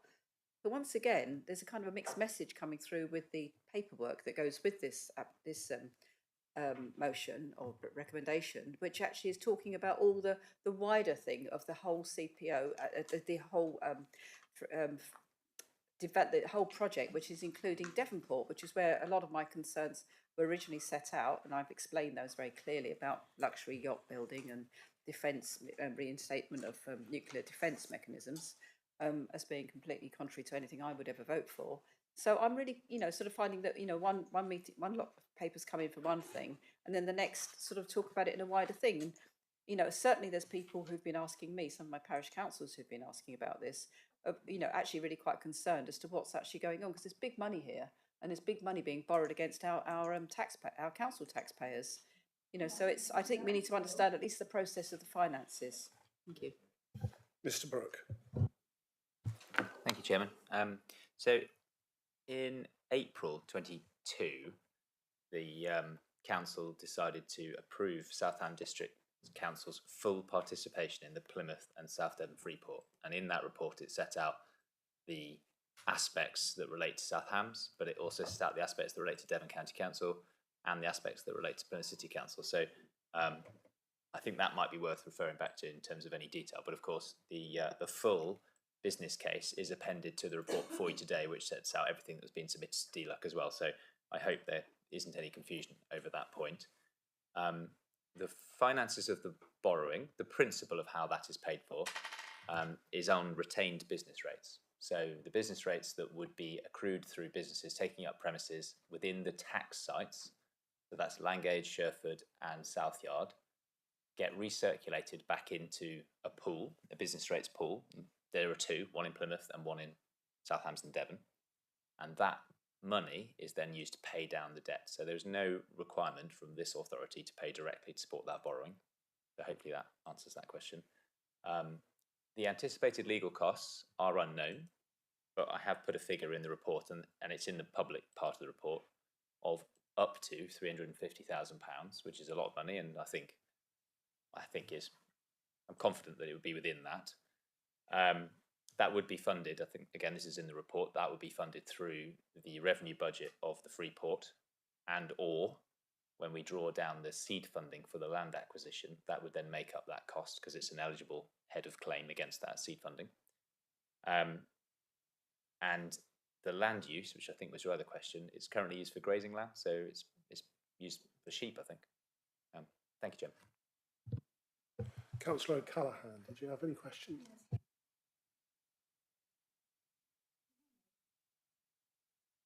Yeah, has now.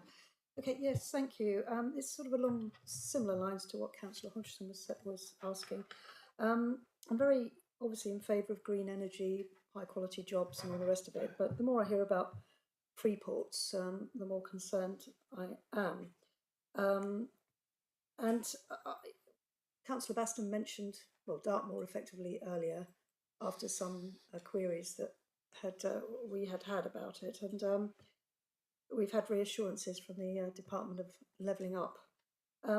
However, I'm not reassured. I know that part of a free port, part of its sort of essence is that not only are there tax advantages, but there are relaxed planning rules essentially. And the question that springs to mind is, if Dartmoor is within the outer boundary, then why is it in the outer boundary? And have we asked as a council why it's in the outer boundary? Because obviously, you know, it's a protected area, and we would all like it to stay that way. And I'm rather concerned, or extremely concerned about what's happening. I'm not actually specifically commenting on the CPO, but you know, it could be the thin end of a wedge, and I'm not entirely happy with what's going on. So I would like a reply, if I can, to that. You know, have we checked why Dartmoor's within the boundary? Thank you. Thank you, Councillor Callaghan. Mr. Brooke, would you be able to answer that question? Thank you, Chairman.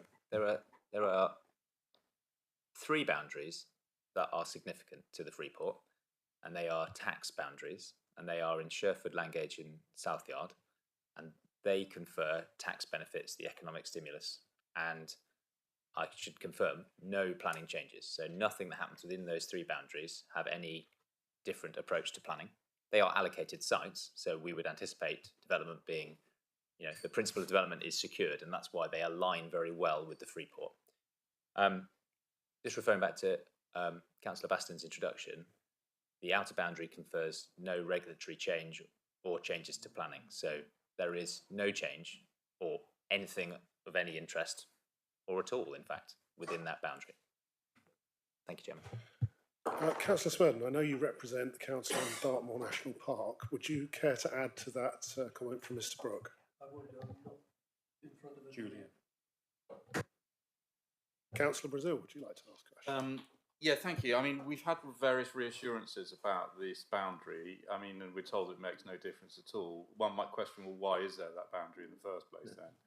And secondly, you may have seen that there have been announcements in the press today about investment zones. Now, investment zones seem to me to be free ports apart from the duties, i.e. they give you tax benefits, tax breaks for businesses, but they've also now been announced that they're going to be given, they will take away powers in respect of environmental protection, in respect of affordable housing and infrastructure obligations on the developer. And it's all very well us saying, oh, well, don't worry, it's not there now. But it only takes a flick of a switch from a minister to say, actually, we've changed the rules now, and everything within that zone will now be open, you know, up for grabs for developers without the controls that we have as a planning authority at the moment.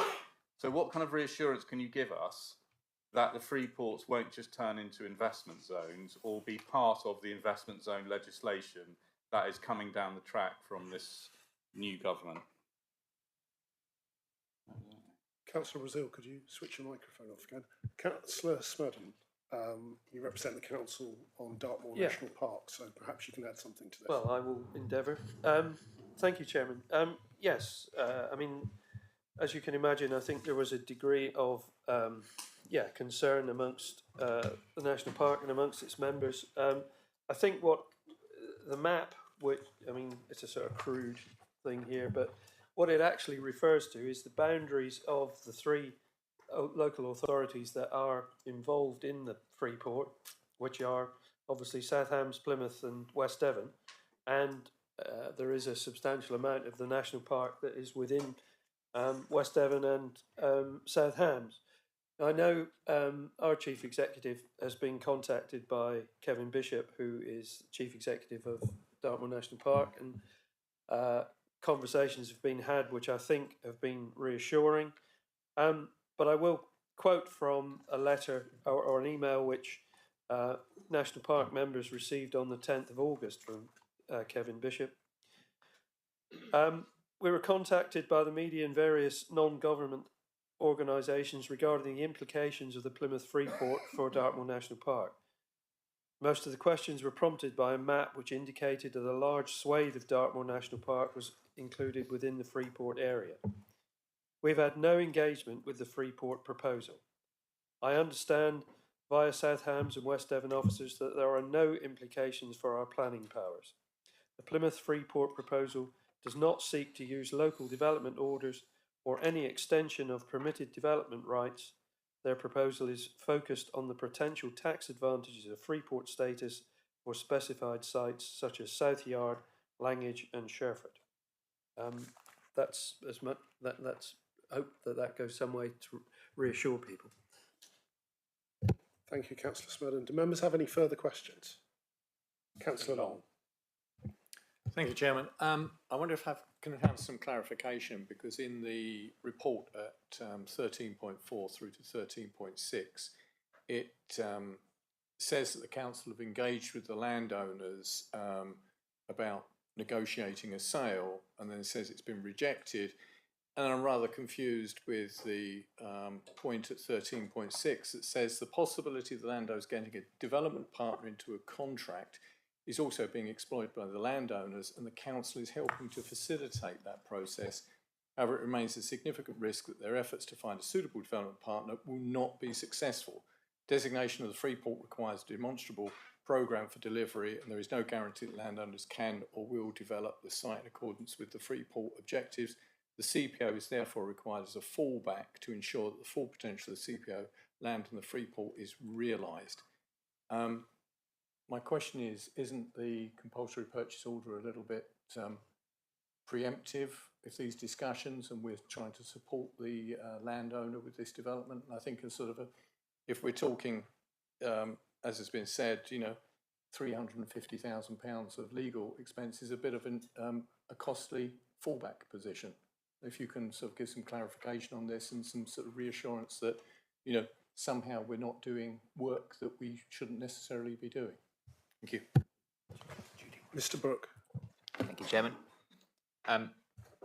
It's absolutely right and proper that we engage with the landowner both as an open acquisition through negotiation, and if there is a genuine, achievable and deliverable alternative to either us buying the site, which incidentally is the premise on which we set out the Freeport deliverables to DLUC and was approved by this council, then we should explore it. And so there is a possibility that a developer genuinely does want to deliver that site, and if that is the case, they will need to enter into a landowner agreement, as the other landowners have done in the Freeport. So that's the Sherford Consortium, etc.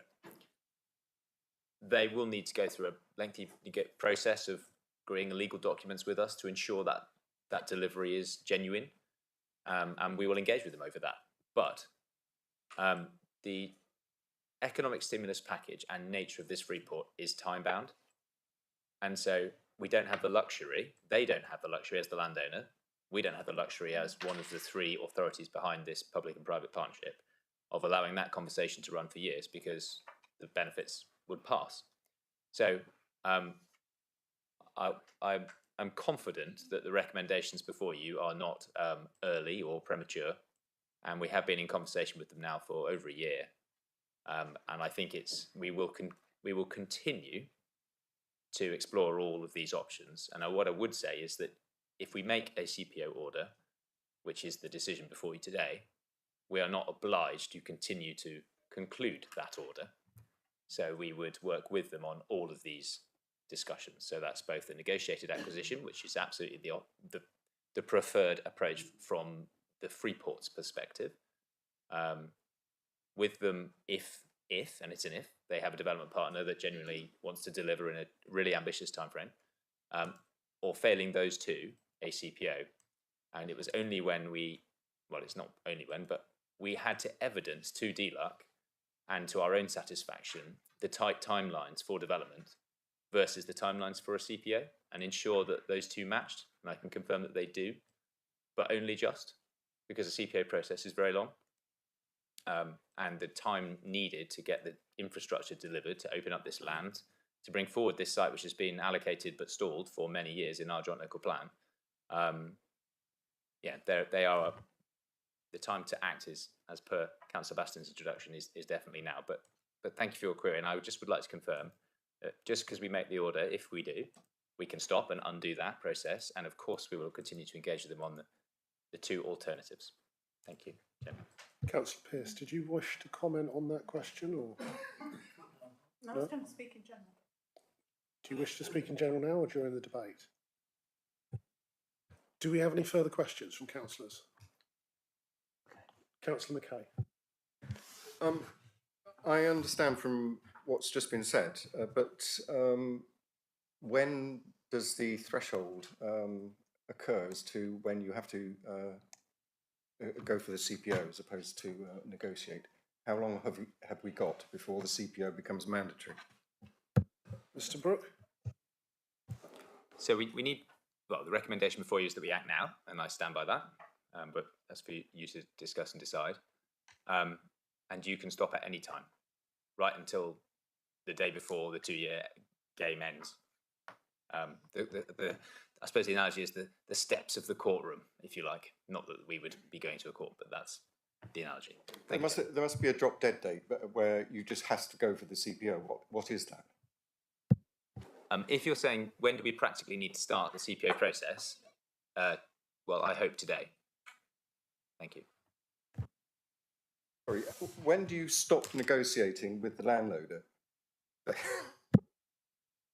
Sorry, forgive me, I'm making a meal of this. No, we would never stop, and that it would not be in our or their best interest to stop. So there is a process. It can take 18 months to 2 years. There's rightly a very thorough process, and we continue to negotiate with them in parallel with that the entire time, if indeed they want to. Any further questions from councillors? Councillor Thomas.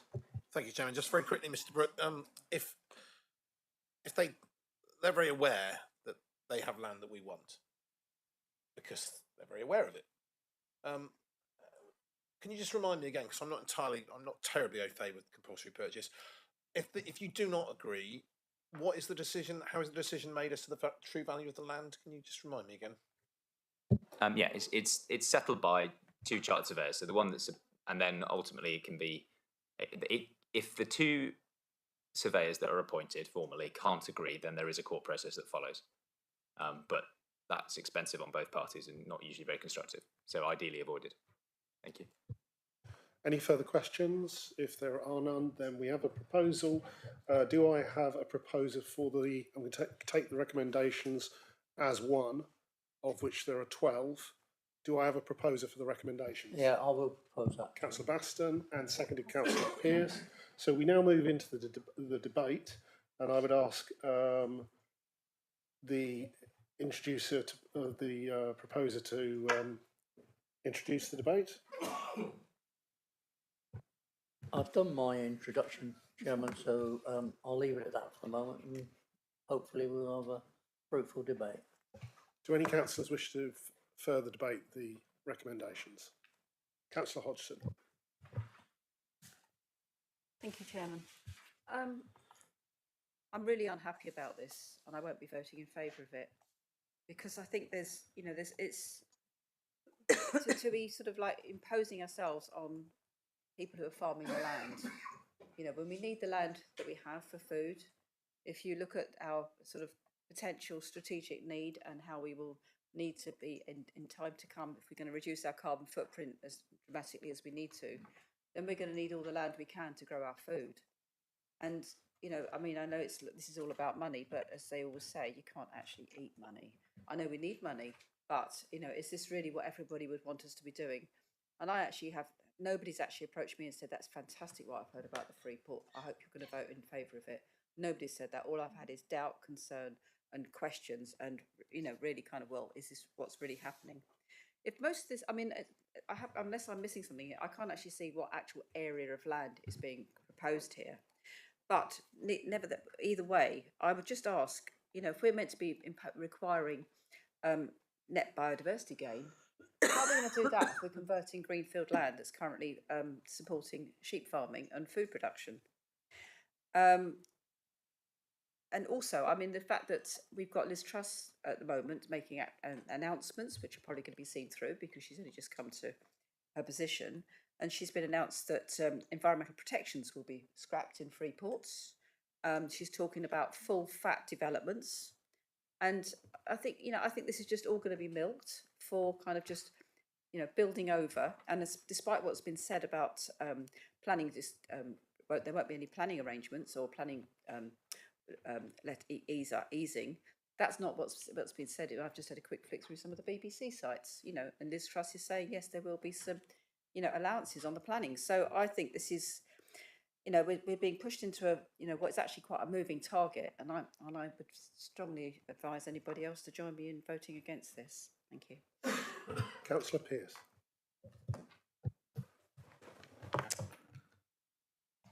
Thank you, Chairman. I do realise that some of the papers on the free port and this compulsory purchase paper are quite difficult to read. They are much more legalistic and detailed than a lot of the other papers that we normally have before us at council. And this is because of the legal requirements, first of all imposed on us by the government for the free port applications. Our reports have to follow a certain pattern so that we're ticking all the boxes back at government for the application and the proceeding through the various hoops of getting the free port off the ground. Equally, when you do a compulsory purchase, because of the human rights aspects of actually depriving an owner of their land, which is what happens with a compulsory purchase, there is also a tightly regulated legal framework you have to move through in order to achieve that compulsory purchase. And it's also one of the reasons it takes such a long time. So I fully realise that the recommendations in this paper are quite complicated, and it's quite a difficult thing to understand and to get to grips with. Add to that the frankly scurrilous article in The Guardian, and you can see where the doubt is coming from. Now, first of all, this land was already allocated in the JLP for economic development, and you will all know that this land has been sitting around at Langage waiting to be developed for ages and ages. And I was privileged to discover that actually there are a few corners of the land at Langage that has already been developed that happen to be in the South Hams. But it's kind of a bit by accident that they're in the South Hams because they've actually been developed along with the Plymouth site. So we have made a start there, but it's been extremely slow. Now this, from that point of view, this free port opportunity has been like manna from heaven, because all of a sudden we've got a really good excuse to get this land developed. And what's more, the government is going to help us because they're giving us the seed corn money. So we should all be pleased about this. Now, it's all very well to say that we ought to have sheep on the land, or we ought to be building houses instead, or something like that. But actually, this free port is going to provide some really well-paid jobs. And believe it or not, you know, how an economy works is people have got to have well-paid jobs. They've got to be paying their taxes so that we've got some money to do all the other things that we want to do, like running the NHS, like subsidising affordable housing and all the rest of it.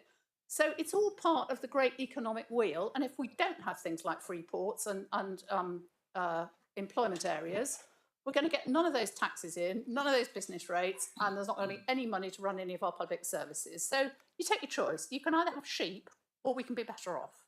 Okay? And a lot of people these days are vegetarians anyway, so, you know, what are you going to do? Go out and eat the grass? I don't know. But actually, I don't see this as being a bad idea. Now, the other thing is that this is a paper we have got to get into whoever it is. Is it Biz that's running this? I'm not quite sure. The Treasury? Who's running this? Oh, it's DLUC again. Our friends DLUC. Right, well, got to get it into DLUC by the middle of October, hence this paper. But actually, I think the owners recognise that, you know, possibly there's quite a lot of money coming their way. I think they're just hanging out, like any sensible person might, to see how much money they can get, you know, and well, I won't preempt what they're thinking because I don't know what they're thinking, but I know if it was my land, that's the kind of thing I'd be thinking. So by hook or by crook, this land is going to be developed. It's just a question of how and when. But by far the best way of it being developed is for the owners to come to the table and treat with us, and we agree a price and pay it. Because this is going to be a long process, it's going to be expensive, and it's likely that the expense incurred will affect the price paid in the end. So there's another reason for them coming to the table and talking to us.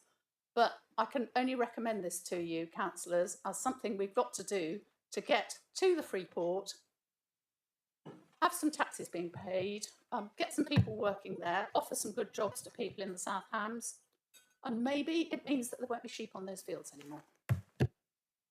Members, in conclusion for the debate then, the Councillor Baston has the right to conclude the... Sorry, do you wish to? Yes, if I may. Yeah, Councillor Brazil then. Yeah, thank you, Chair. Sorry, I'm a bit late there. Just to say that I supported the Freeport, not because I'm a fan of Freeports. I mean, to me, and I think the jury's out on them, that they tend to turn into hubs of organised crime and tax evasion, rather than the sort of silver bullet to solve all the economic problems that the country has. But I do accept that there would be inward investment into the South Hams, and as a member of the South Hams, I support that. But I have to say there is growing unease, and I hear that you talk about a scurrilous article from George Monbiot in the Guardian, but actually, from the reports we're getting today, he weren't far off the mark. You know, it does appear that this government is moving towards a deregulated situation where if they pick a particular piece of land, you can do what you like on that, and any rules or regulations be damned. And what concerns me is that this may well turn, the free ports may well be flipped into that legislation as well. And so I know this is just about a compulsory purchase order, but I am concerned that we're delegating all the powers to an unelected officer. And what I would, and the reason I will vote against this is because I do not agree with that. I think that the powers should not be delegated to an unelected officer, but should be delegated to an elected member of this council who understands many of the implications that there might be in respect of the consequences if legislation is changed. And I say that because they will have to stand up and be able to and face the public and say, this is why I did it. And that, you know, people may well agree with them, and that may well be the right thing to do, but I still feel that it should be an elected member that takes those delegated decisions and not an unelected officer. Thank you. Councillor Smerdon. Thank you, Chairman. The leader said that you have to make a choice between money and sheep. I've quite often had to make that choice.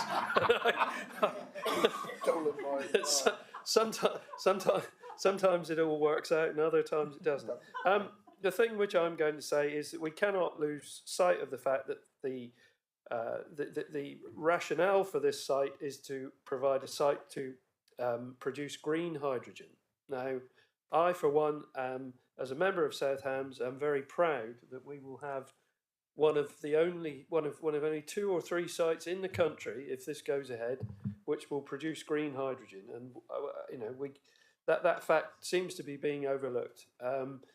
It's all very fine to talk about having electric cars, etc., and batteries in cars, but when it comes to things like lorries, tractors, larger equipment, they cannot work with on battery power because the batteries are too big. So hydrogen provides a green solution. There are manufacturers within this country, JCB being one of them, who are converting a lot of their large construction equipment towards using hydrogen. And I, for one, am very proud to think that hopefully we will get a green hydrogen plant in the South Hams. So therefore, I will support this. Thank you. Thank you. Councillor Sweet. Thank you. I just wanted to add that I feel very uneasy about the whole concept of a free port. In Scotland, I think that they're known as green free ports. So supposedly they are meant to only be companies with very high green credentials that can apply to be part of a green port. And I think already there's lots of accusations of those companies being accused of greenwashing.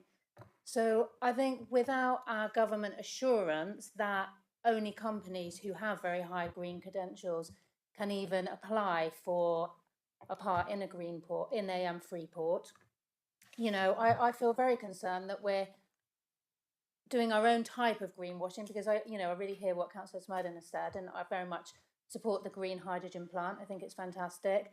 I think, there's going to be all sorts of other, PV use across the whole site, and the whole site, I think, is supposedly meant to be carbon neutral. But I do feel really concerned about the types of companies, the types of multinational companies that will come and invest and be here making money with very large tax breaks, possibly at the detriment of companies that we already have here. So I don't feel like I'm a huge expert on free ports, but my intuition tells me that this doesn't really sit right with some of the things that we want to be doing in the South Hams, and especially, as Councillor Hodgins pointed out, with a new Prime Minister and new government with so many radical changes going on, with huge tax breaks for the very rich. I feel that we are possibly walking into something with our eyes closed. I realise we are only talking about the CPO, but we are sort of endorsing the first step towards the wider project, and I'm not quite sure what that will be at the time, 2-3 years down the line. Thank you. Thank you, members. So in conclusion of the debate, Councillor Baston, as the proposer of the recommendation, you have the right to conclude. Do you wish to conclude the debate? Thank you, Chairman. I'll keep this quite short. Councillor Pearce answered the question that Councillor Hodgson raised regarding the farming land. And it has always been an ambition of this council for Langage to become an economic site. And we've been frustrated over the years in trying to achieve this ambition, and this is one way of achieving it. Councillor Pearce also mentioned about the legalistic part of this and explained why the papers are so extensive. And of course we came to Councillor Brazil, who was his usual pessimistic self. And could I just say that could I remind the room that the report is asking the council to approve the CPO. The delegation is only for some parts of the element, and our leader will be one of those involved in any delegation. Councillor Smurden, I must congratulate you on your optimistic view about the green hydrogen plant, and that is a real bonus for us here in the West Country, and particularly for the South Hams. And I thank you, Councillor Sweet, for supporting that idea. But members, could I ask you to support this proposal for the CPO, and I'll take my seat now, Chairman. Thank you. Thank you, Councillor Baston. So members, you have the 12 recommendations before the council now that I propose to take on block. So we will move to the substantive motion, which is all 12 recommendations. All those in favour?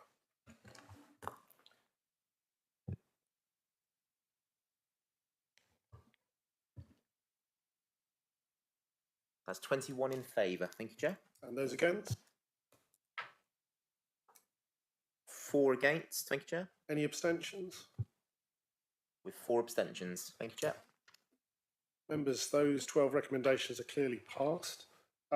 We have now been debating these 3 agenda items for over 2 hours, so I will be adjourning the meeting for 10 or 15 minutes. Can I ask that all members are back in the chamber here by 4:20?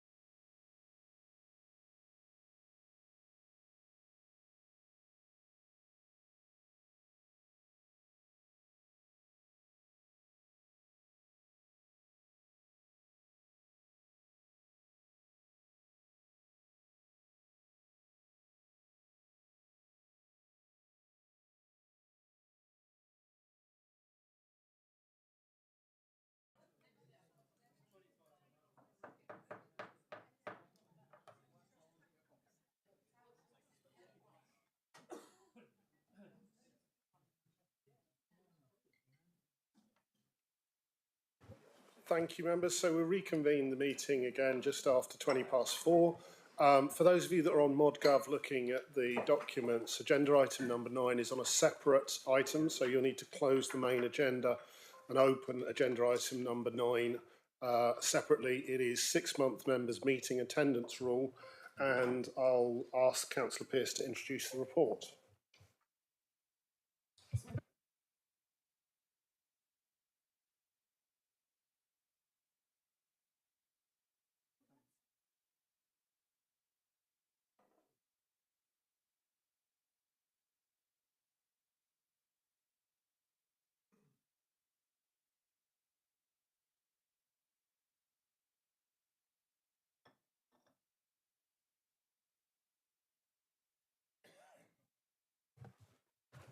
Apologies, Chairman. I was confused by the late paper coming in. Oh, I've got the wrong one now. Sorry. Oh.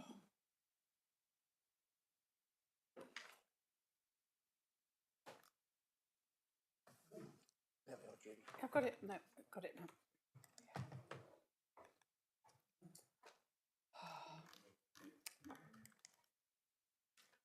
Yes, members. Well, you will recall that at the last council we had a similar paper regarding the absence of Councillor Kemp, which has now crossed the 6-month boundary. Now, I've consulted with my group, and our feeling is that given that Councillor Kemp could still return before the end of the council, and given that we are towards the end of the council, well, by the next council meeting, less than 6 months to run, we feel that it's probably the pragmatic view not to call an election now, but to leave the situation as it is. I think the only reassurance I would seek from the Leader of the Opposition, as Councillor Kemp is an opposition member, is that her parish councils are being covered adequately. And from that point of view, as I neighbour 2 of her parishes, and I think Councillor Taylor also neighbours one of them, we'd be happy to go along to the parish council meetings if you or one of the Kingsbridge members can't attend them. But with that proviso, we're happy to leave the situation as it is. The Leader of the Opposition, Councillor Brazil. Yes, I'd like to thank Judy for that statement, and I think it's the right one. Although I entirely accept that it's in a way in your gift. But just to say, you have my reassurance. I've been attending the parish councils. I may well take you up on, if I can't attend a parish council, just to let yourself or Bernard know that I'm not attending, and if there's an opportunity, I suppose Mark as well as a local ward member, if he could go along. I mean, I think we all realise how important it is for us to attend our parish councils, for that sort of link between the district and the parish to be there is important. I totally support that, and but rest assured, I will try and make as many as possible, and if I can't, I will let you know.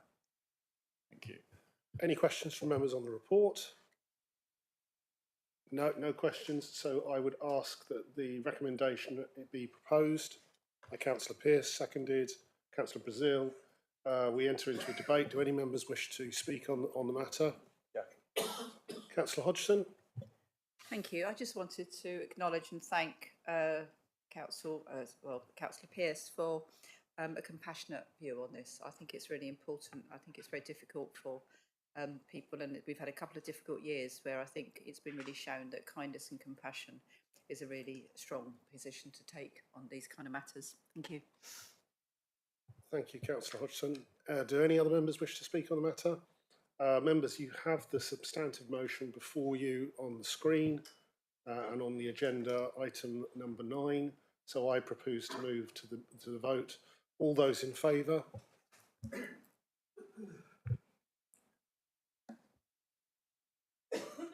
Thank you, Chair. That's unanimous as per the screens. Thank you very much. Thank you, members. So we move back on to the main agenda items on ModGov. So I will give members just a moment to do that before asking agenda item number 10, section A, Councillor Brown to introduce the minutes of the licensing committee. Thank you, Chairman. I hereby present the minutes of the Licensing Committee meeting held at Fullerton House on Tuesday, the 21st of June. This is purely for noting as there are no recommendations. Page 259 in your agenda and 260. So moved. Thank you, Chairman.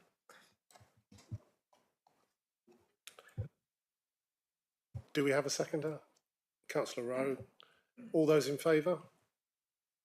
That's noted for those minutes. Thank you, Chair.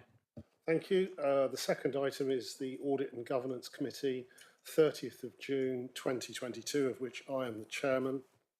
So I would like to recommend the minutes to the Council of the Audit Committee, pages 295 to page 300. So moved. Do I have a seconder? Councillor Hopwood. All those in favour? That's clearly noted. Thank you, Chair.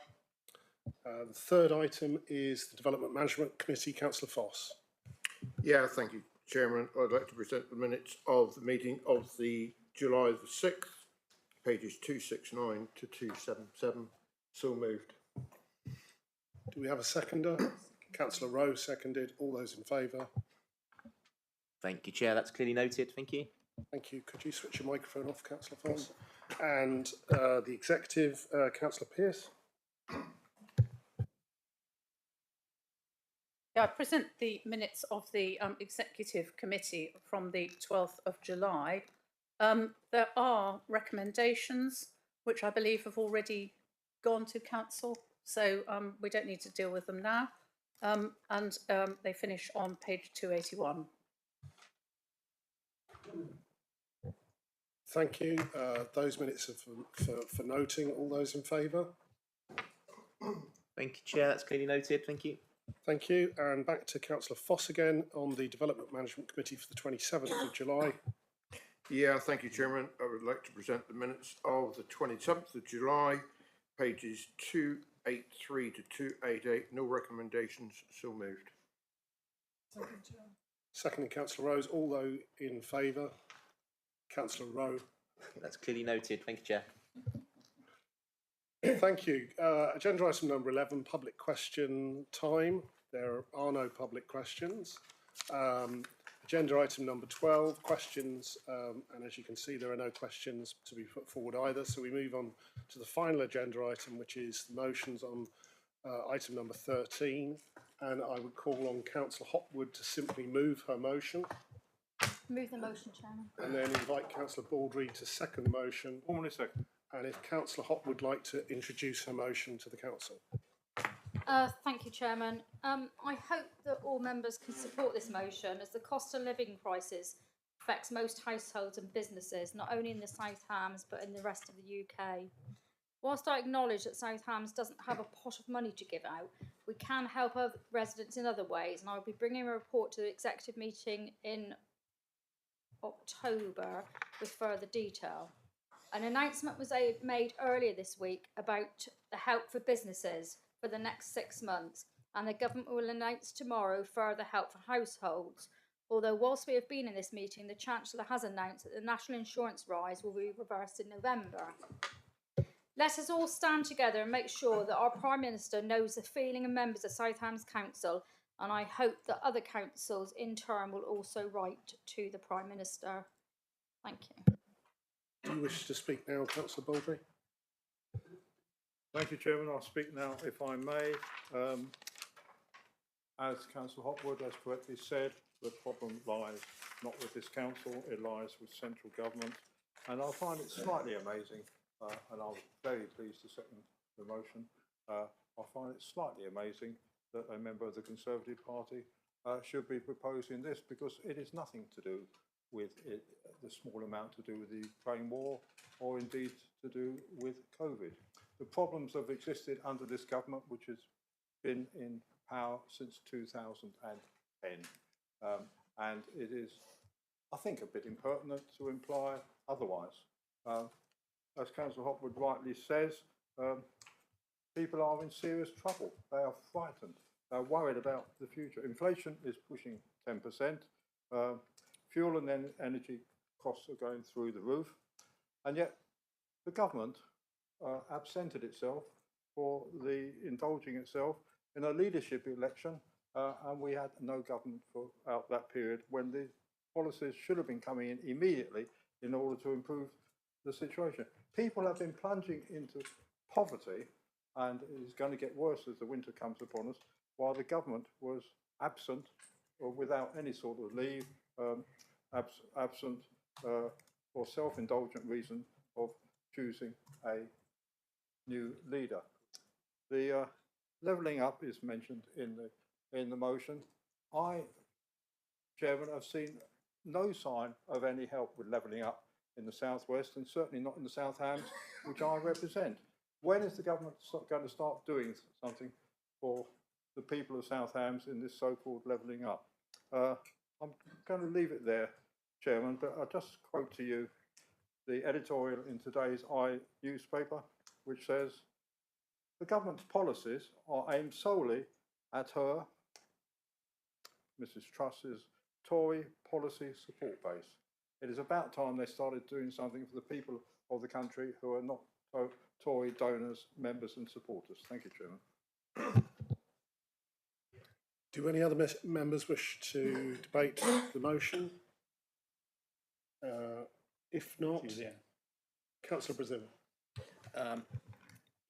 Yes, thank you, Chairman. I'm not going to repeat what Councillor Baldry said, although, like him, I do find it rather extraordinary, the messages that we've been getting from Westminster about how they intend to deal with this cost of living crisis, and indeed the whole levelling up seems to be a total opposite to what they're going to imply. But let's see, because we don't know, and let's see what happens tomorrow when there's this mini budget or financial occasion or whatever they call it, and let's see what they say.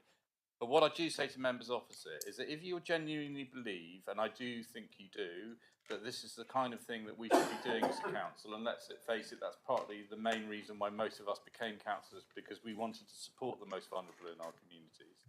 But if you find yourself supporting a party that actually isn't doing that, then you should seriously consider your position. And it's all very well us writing to Miss Truss, and you know, to be fair, she's only just become Prime Minister, so let's see what she does. But if you find yourselves in a position that basically they are delivering exactly what you don't want to see, then I think you should hold up the thing that if you know, when you write to her and say, if you're not going to do and you're not going to support the most vulnerable in our communities and help those that really need it the most, then I'm going to withdraw my support from you. And that's what will make them listen. Not from our side, because they'll expect us to say that anyway, but from you as members of her party. I think you're in a very powerful position. She's just become leader. She wants to cement that position. She's appealing to a rather a disproportionate number of whom probably support some of the ideas that she's coming at. But the wider population, and we represent that wider population, do not feel the same way. And I think it's really important that you make sure you send that really serious message to her, that she understands it. Let's see what she says tomorrow. We talk about targeted. I think we talk about the targeted 150 billion. Let's hope it is targeted. Because if it's just to everyone, that's not really targeted. And the cuts in national insurance, look, I wasn't in favour of it putting it on. I did support the fact that they increased the threshold at which you start paying the national insurance. But it does mean that by taking it away, you give 67p back to the poorest and about 150 to the richest, which, you know, isn't the right way to go about it.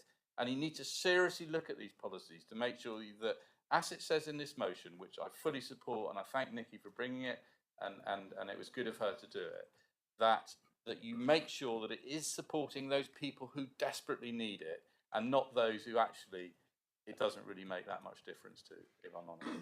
Okay, so I will be supporting it for sure. I hope that the message that you send as members of the Conservative Party to our new Prime Minister is that, you know, our support is not unconditional.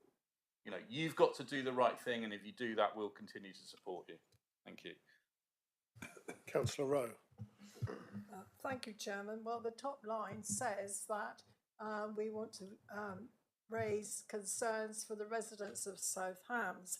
Those are the people that we represent, and we as councillors and within our own wards and areas, our own parishes, I know there are people that are struggling, and we can help them ourselves by, we had a very good leaflet which was published with Councillor Hawkins on the front of it, and I did take this to a few people within my own parish, and they have really been grateful to receive it. And I think there are a lot of people within our own areas who don't actually realise some of the grant funding that they can get. And there are people probably living on their own who are paying full council tax and don't realise they can get 25% off. And also people don't realise that if they can't afford to pay all their rent, if they're living in rented properties, they can get help with their rent. There are lots and lots of things that can be done within our own parishes and areas. So I know we have to also lobby central government. We've had new Prime Minister recently appointed, and we're waiting to see what she's going to do for us. Gas and electricity charges have absolutely rocketed through the roof, unless you've got a fixed rate for however long, for perhaps a couple of years or so, and then you're absolutely lucky. I believe smart meters are also, we're being asked to have smart meters. We can then monitor how much gas and electricity we use each day if we wish to do that. There are lots of things that can be done. And I do feel that it is very important, but Councillor Brazil, I've always been a member of the Conservative Party, and I think I'm far too old to change my views now, so I should be staying where I am. I was brought up that I was Conservative in Church of England. My parents were, and probably their families before them, and I ain't going to change now. It's too late for me to change. So I'm sorry. While I do agree with some of your comments, I thought to myself yesterday that actually Julian was talking a lot of sense. So I do agree with you. And also, and this morning when I saw you and Jonathan together on Teams, I wondered which one of you was moving from which side. But I do know Jonathan's got a blue shirt and a blue tie on, so I assume he's staying where he is. Anyway, I say that in jest, but I will be supporting this motion. I think we must try and do everything we can to help people within the South Hams and indeed throughout the country. And I'm sure there are people on their own who do need help, and we could also, perhaps in our own areas where we haven't done so yet, think about setting up food banks and stuff like that. So I will be supporting the motion. Thank you. Councillor Hodgson. Thank you, Chairman. Well, I welcome this motion. I think it's really good to have this on our agenda. But I would just say, and I'm not going to suggest an amendment at this stage, but just to bear in mind, and maybe for a message to get back to our officers, is that I think we should be looking at how we can give real practical help to people who want to try and do something around insulating their homes. It's the one thing that can make people's lives better, and it can also, at the moment, really help with, as I mentioned earlier about energy efficiency, it can really help to actually sort of like, to stem some of the bills. And a lot of people, I think, are just, we've got a lot of very old properties around here. Some of them, the new ones aren't so well built either. Or some of the old ones are well built, but they're just very, very drafty. That was the sort of notion at the time, was because drafty buildings meant you could perhaps address TB. So I just think maybe we could think about our energy efficiency officer that we employed a couple of years ago. We had some money for that at the time. And I think maybe we should think about how that kind of advisory service could be made available for... sorry, am I entertaining somebody up that end? Right. So I just wonder if there's, some way we could actually think about those kind of measures that could be really supportive to people, at this time of need, because often it's just some advice or just about being pointed in the right direction. I know Citizens Advice are doing a lot of work, but we often have the really practical officers in terms of insulation and energy efficiency. So thank you very much. Councillor Pearce, did you wish to? Thank you, Chairman. I think I'm going to defer to Councillor Hotwood. So, Councillor Hotwood, you have the right to reply as the close of the debate. I would invite you to reply at the close now. Thank you. Councillor Hodgson, I was laughing, yes, and it did amuse me because the executive on their agenda discussed exactly that yesterday with the officer who is responsible for making sure homes are brought up to standard. So if you had your eye on the ball and been reading what was going on in the council, you would have known that yesterday. So your spiel of 2 or 3 minutes is completely wasted because we are already doing that. And we agreed in the executive yesterday to do some more things. So it's a pity you don't read your papers. Councillor Brazil and Councillor Baldry, thank you for your comments, a lot of which I have to agree with. I think a lot of what you said is absolutely, I didn't hear what you said there. A lot of what you say is completely spot on, and I thank you for your support. I think people, Councillor Rowe, you are quite right. People do not realise what is on offer, and that is what is at the forefront of what this council can do. So when I come back to the executive with a report, it will show how we can signpost people to help and make sure that those who are entitled to the need take it up. That's really important. We need the people, we need to target the people who are entitled to need, and we need to help them and encourage them to take up any help they can get. Just on a closing note, smart meters are a good idea. I would never in a million years have a smart meter in my house. My husband would be looking at it all day and night. So I will refuse to have a smart meter. We have thermostat wars in the winter, so I am not having smart meter wars as well. Thermostat wars are one on its own. Smart meter wars are not going to happen. So I thank you all for your help. Thank you, Councillor Hotwood. So, members, you have the substantive motion before you. I intend to move to the vote on the substantive motion for motion A. All those in favour?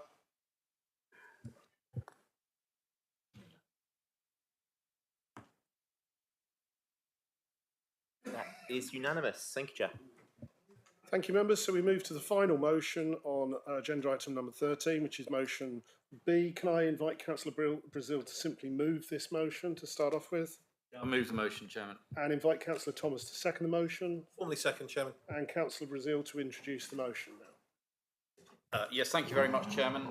It's very straightforward. One of the things, I mean, we are lucky in this council, and it's partly because of the financial prudence that we've shown, and a special thank you to Lisa for everything that she's done, that we do have monies. We also have incredibly valuable assets, car parks, Salcombe Harbour, to name but two.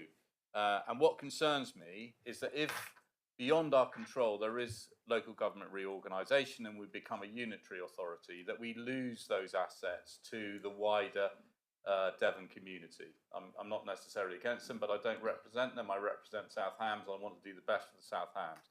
So what this motion is asking is that we begin to explore ways where we can devolve those assets and monies down to our parishes and town councils, so that if we do become a unitary, we don't lose them to the wider Devon.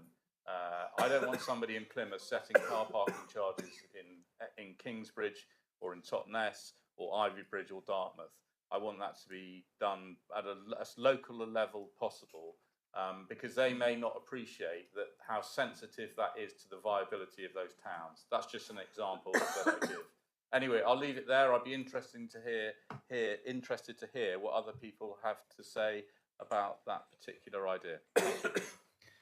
Councillor Thomas, do you wish to speak now or reserve your right to later? I think I'll reserve my right, Chairman, if I may. Do any other members of the council wish to? Councillor Hotwood. Thank you, Chairman. Thank you, Councillor Brazil, for acknowledging that this Conservative controlled council is both prudent and has good financial management. So thank you for that.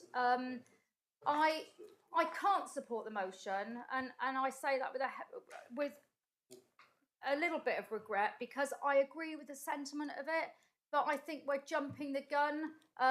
When Devon County Council actually hands the keys back, that's the time to start looking at things. But Devon County Council, I have every confidence in them, and you being a county councillor member, Councillor Brazil should have too, that they are going to close their budget gap. I think their budget gap was originally 30 million, and as of yesterday it was 18.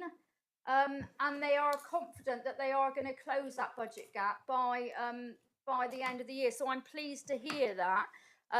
Unfortunately, they have children's services involved in that, and that is costing them an awful lot of money. So although I agree with the sentiment, absolutely, our assets and our money should be for our local residents. And if the time ever came that we looked anywhere like we were going to go to near a unitary authority, then that would be the time for us all to put our heads together and get rid before it was taken by other authorities. But I have every confidence that that's not going to happen anytime soon. Fingers crossed. Thank you. Councillor Hawkins. Thank you, Chairman. As a fellow Devon County Councillor with Councillor Brazil and Councillor Thomas, I know how hard you work for your communities. You're excellent county councillors, and I appreciate all you do for them. I'm a Devon County Councillor, as you know, and I've just said. I believe Devon County Council does the best for our communities. I've been a county councillor for over 20 years. In those 20 years, whenever I've asked for help and assistance, or when I've not gone with my ruling group, they've always listened. And I think this is it's too early. We're not actually at this stage discussing a unitary authority in Devon. There are discussions on how it can evolve with Devon County and South Hams, etc. But this is not the time to do this, so I will be abstaining on this. I just on one other thing. In the Dartmouth area, we have devolved an awful lot of our assets already to Dartmouth Town Council, a considerable amount. And yes, that's why we did it then, because we feel it is better for the towns to run them than a district or county council. But on this one, I'm going to abstain. Councillor Brown. Thank you, Chairman. I appreciate we've had comments so far from people who are two-hatted members, as they have every right to, and I appreciate a lot of the sentiment from my colleague, Councillor Hopwood. I am not a county councillor, but fortunately, in my patch, my county councillor is the leader of Devon County Council, Councillor Hart. And in anticipation of this, I in fact spoke to him last night regarding issues of this nature, and I was greatly comforted by what he said and in fact the reassurance that he was able to provide. I appreciate the sentiment behind this motion, but like my colleagues, I would say that this is very much preemptive and therefore I can't support it at the moment. Thank you. Councillor Hodgson.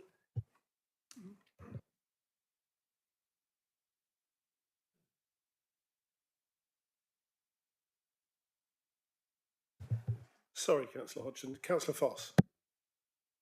Yeah, thank you, Chairman. Yeah, I think this is a bit premature. Strangely enough, I happened to bump into the leader of the county council, and I just sort of said to him, "How are you getting on with your problems?" And he said, "We're getting there," and he assured me that they would sort it out. So I can back up what Councillor Brown said. Thank you. Councillor Pennington.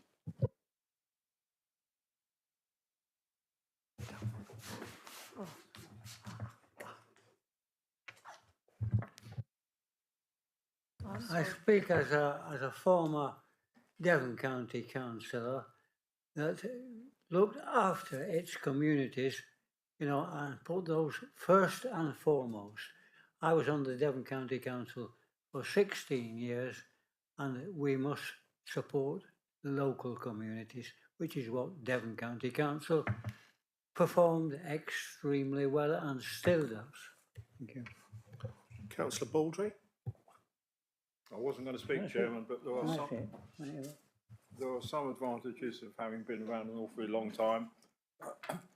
I do hope the officers take this away and look at it and perhaps look back at the records from when Plimpton Rural District Council was abolished in the middle 1970s from memory.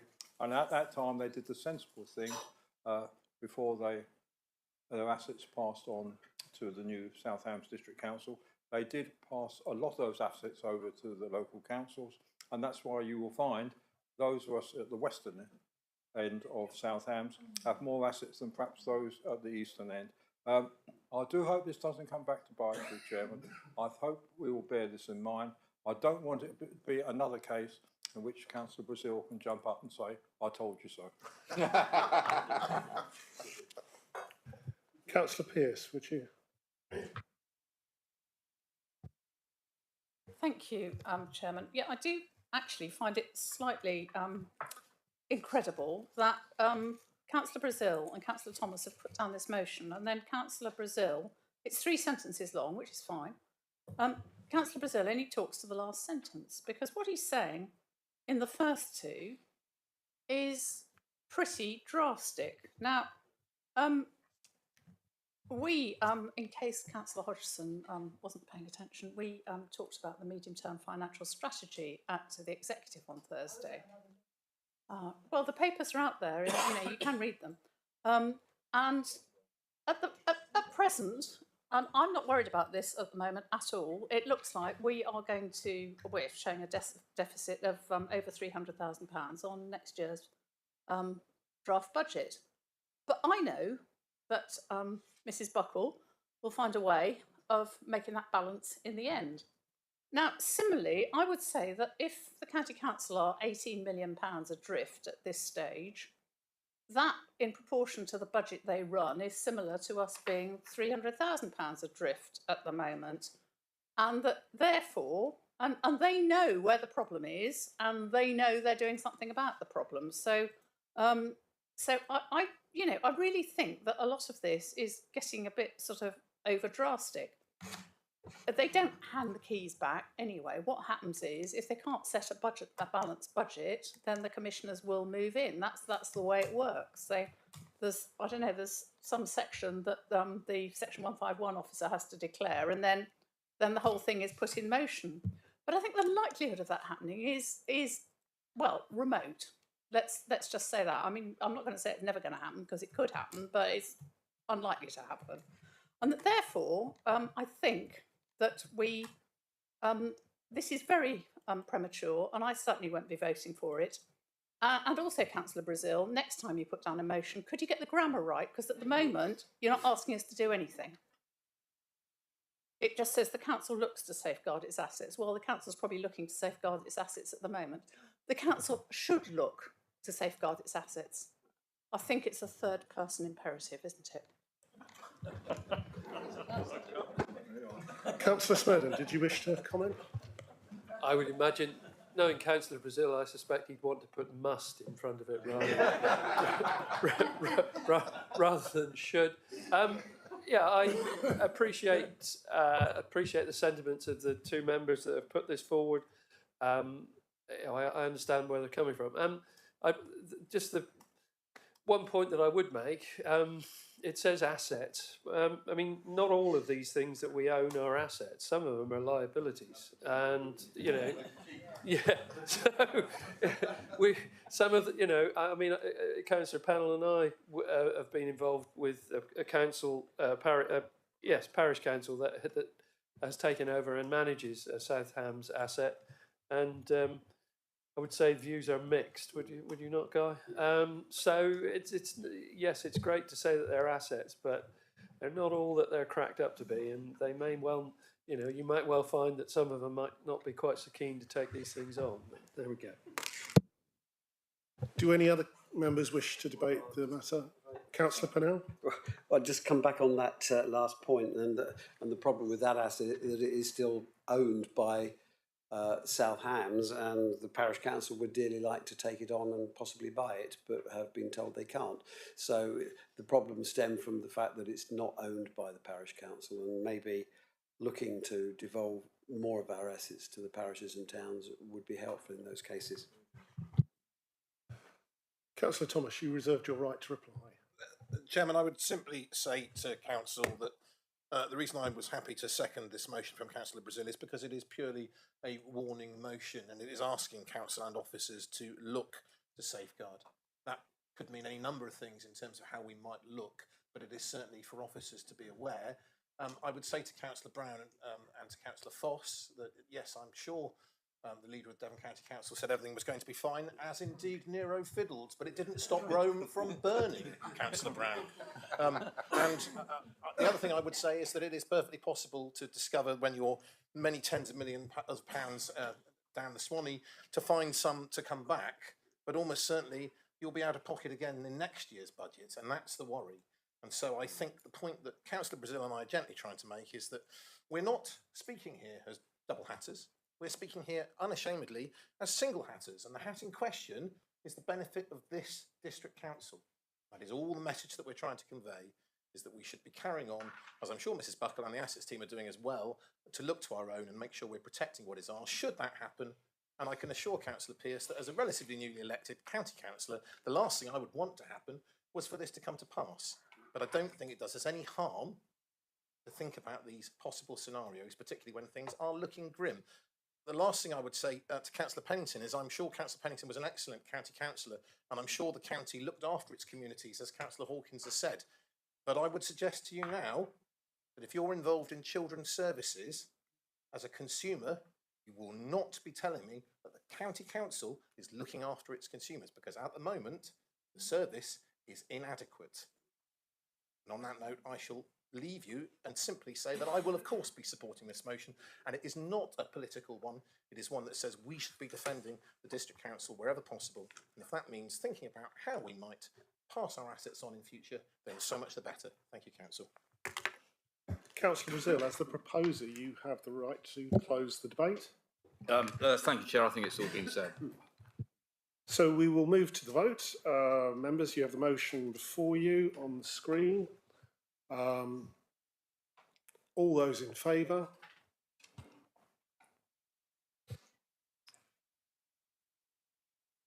That's 12 in favour. Thank you, Chair. And those against?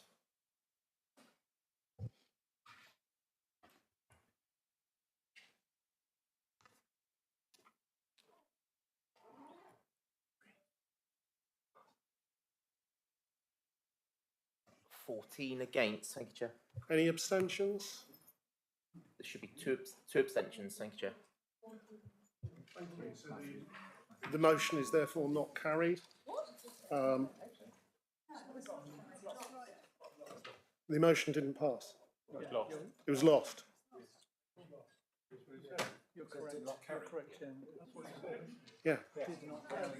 I can only put it so many ways. It didn't get passed. It's over. It's over. It's finished. So that being the final agenda item, I'd like to thank members for their attendance and formally close the meeting bang on 5 o'clock.